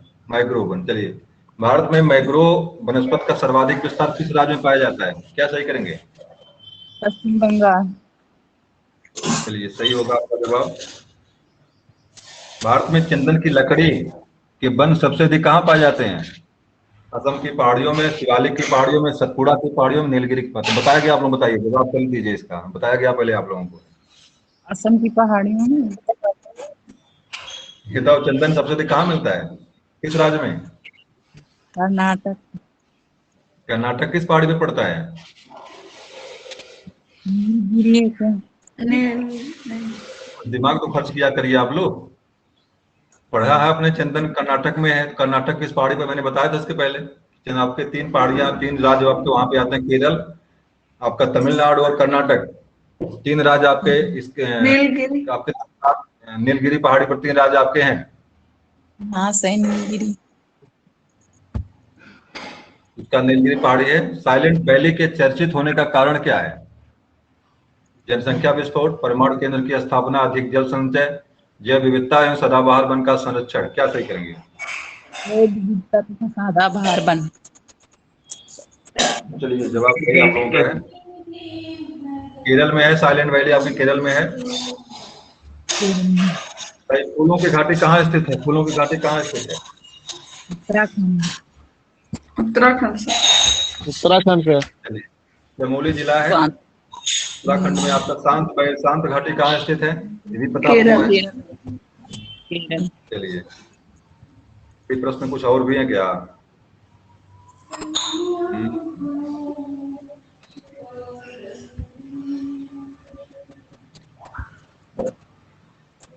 चलिए, भोजपत्र आपका आ गया, जो पता अभी मिला था आप लोगों को पहले। भोजपत्र वृक्ष मिलता है, कहाँ मिलता है बताइए? क्या सही करेंगे? हिमाचल पर्वत, अरावली पर्वतमाला। देखिए, हिमालय पे मिलता है। हिमालय बताया था मैंने, आर्च पेड़ से। देखिए, बर्च लिखा है यहाँ पे, देखिए यहाँ व्याख्या में लिखा बर्च। बर्च वृक्ष से आपको क्या मिलता है? आपका भोजपत्र मिलता है। अगला देख लीजिए, तख्ता बनाने हेतु किस पेड़ की लकड़ी का प्रयोग होता है? अभी बताया था मैंने आपको इसके पहले। ये खैर। खैर है, व्याख्या में लिखा हुआ है खैर। चलिए, भारत में निम्नलिखित में से किस प्रकार का वन सर्वाधिक में पाया जाता है? क्या सही करेंगे?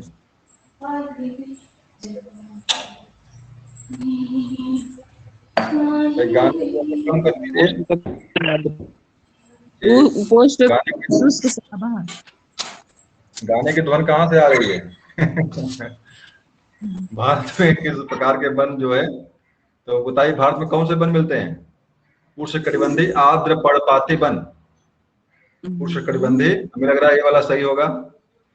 आर्द्र कहाँ यहाँ है? पे पर्णपाती, आर्द्र नहीं, यहाँ पे उष्णकटिबंधीय आर्द्र पर्णपाती वन। उष्णकटिबंधीय है, आर्द्र है, पर्णपाती वन है। भारत में पर्णपाती वन ही तो मिलते हैं भाई। भारत में कौन से वन मिलते हैं? देखते हैं जवाब सही क्या है। हाँ ठीक, पत्ती गिराने वाले पर्णपात। सी वाला सही किया है, उष्णकटिबंधीय आर्द्र पर्णपाती वन।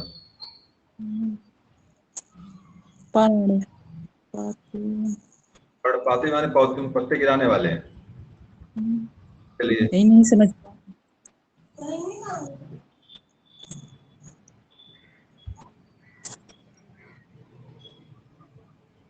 प्रश्न अगला आपका है यहाँ से। चलिए, इसी को देखिए, सागौन तथा साल किसके उत्पादन है? कहाँ से मिलता है सागौन और साल की पेड़ कहाँ खास करके मिलते हैं? उष्णकटिबंधीय शुष्क पतझड़ी, उष्णकटिबंधीय सदाबहार वन, उष्णकटिबंधीय कटीले वन, पर्वतीय वन। पहला वाला सही होगा, ये हमें उम्मीद करता हूं मैं। पहला वाला सही है। चलिए, थोड़ा सा इसको मैं घुसवा दूं इधर। चलिए, पश्चिम हिमालय की शीतोष्ण पेटी में निम्नलिखित में से एक वृक्ष का बाहुल्य है।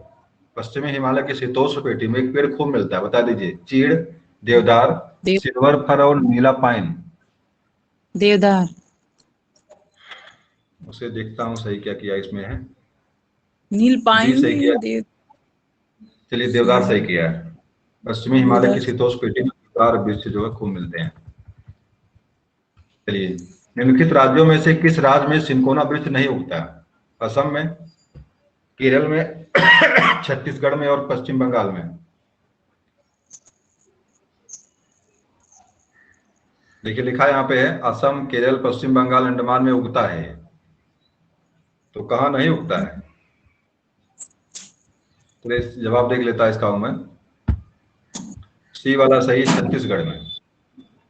छत्तीसगढ़ में यह पेड़ जो है, नहीं छत्तीसगढ़ में पेड़ कोना उष्णकटिबंधीय सदाबहारी पौधा है। ये उष्णकटिबंधीय सदाबहार वन का क्षेत्र असम, केरल, पश्चिम बंगाल, अंडमान निकोबार द्वीप समूह, मेघालय, मणिपुर, त्रिपुरा, मिजोरम और पश्चिम तटीय क्षेत्र में उगता है।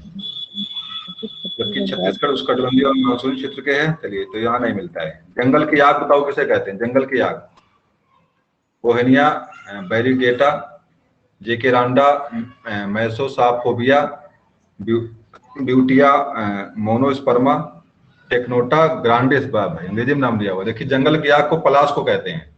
पलाश का नाम पलाश। कौन है, यही जानना। पलाश देखिए का यहाँ नाम लिखा क्या हुआ है? है, देखिए यहाँ पे लिखा हुआ जरूर है, जंगल की आग इसे ढाक या पलाश कहते हैं। साइंटिफिक ब्यूटिया नाम है। ब्यूटिया मोनोस्पर्मा को जंगल की आग कहते, लेकिन अब देखिए अंग्रेजी उसका नाम साइंटिफिक नाम दे दिया तो समस्या खड़ी होगी।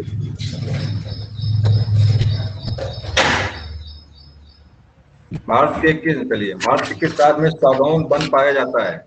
जवाब दे दीजिए तुरंत, आप लोग जवाब दे दीजिए।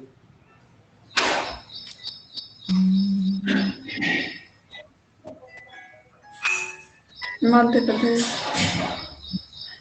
सर उत्तर प्रदेश में तो पाया था सागौन। मध्य प्रदेश आपका है ना, एमपी है। Yes sir. निम्नलिखित में से किस पौधों में फूल नहीं होते हैं? कटहल, गोलर, ऑर्किड, फर्न। क्या सही करेंगे? गोलर। गोलर में फूल लगता है, गोलर में फूल लगता है, दिखता नहीं है फूल। गोलर में फूल होता है। यही तो समस्या है। ऐसा ऐसा लोग बेवकूफ बना देते हैं हम लोगों को। गोलर में फूल लगता है, फल के अंदर होता है। देखिए इसका दिया डी, फर्न दिया हुआ है। डी में फूल नहीं होता है। बीज रहित होता है, इन पौधों में फूल नहीं लगते, अतः विकल्प डी सही है।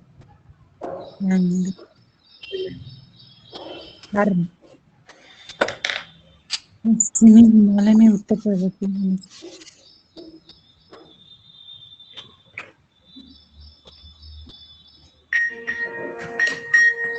चलिए आ जाइए, इसको देख लीजिए। निम्नलिखित युग्मों में से कौन सा एक सही सुमेलित है? बताइए कौन वृक्ष कहाँ मिलता है? सुमेलित इसमें से एक का सही है, बाकी सब गलत है। बताइए भाई, क्या सही करेंगे? चंदन सुंदरी उत्तराखंड।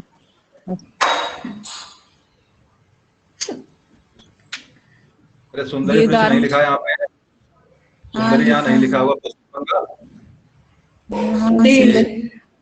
सुंदरबन नहीं है।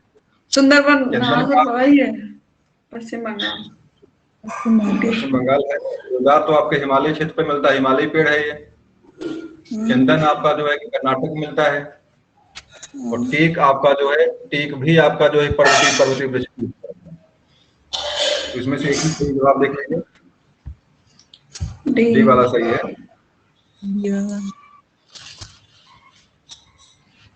चलिए चलिए हम कक्षा को बंद, एक प्रश्न और बता दीजिए, बस बंद कर देते हैं इसको।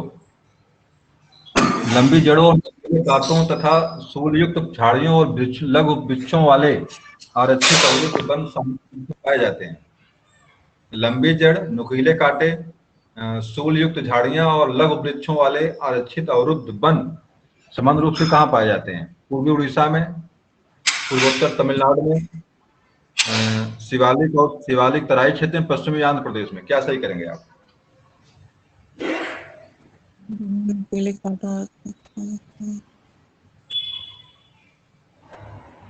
देखिए फिलहाल मरुस्थल का कंडीशन जहाँ पर बने कि हमें लग रहा है आंध्र प्रदेश होगा। सही, देखते हैं सही क्या किया हुआ है। चलिए आंध्र प्रदेश ही सही किया है। चलिए कक्षा को बंद करते हैं। ये प्रश्न तो बहुत सारे हैं, लेकिन अब थोड़ा सा टाइम 9 बज गया, 9 से ऊपर हो रहा है, तो कक्षा को बंद करते हैं, वहीं पे हैं। और आप लोग जुड़े इतने देर तक रहे, बहुत बहुत धन्यवाद आप लोगों को। सब लोग भाग लिए हैं कि 3 लोग हैं? चलिए कोई बात नहीं, जुड़ा है जो उसकी को धन्यवाद, बाकी लोग भी जुड़े रहे, धन्यवाद उन लोगों को भी।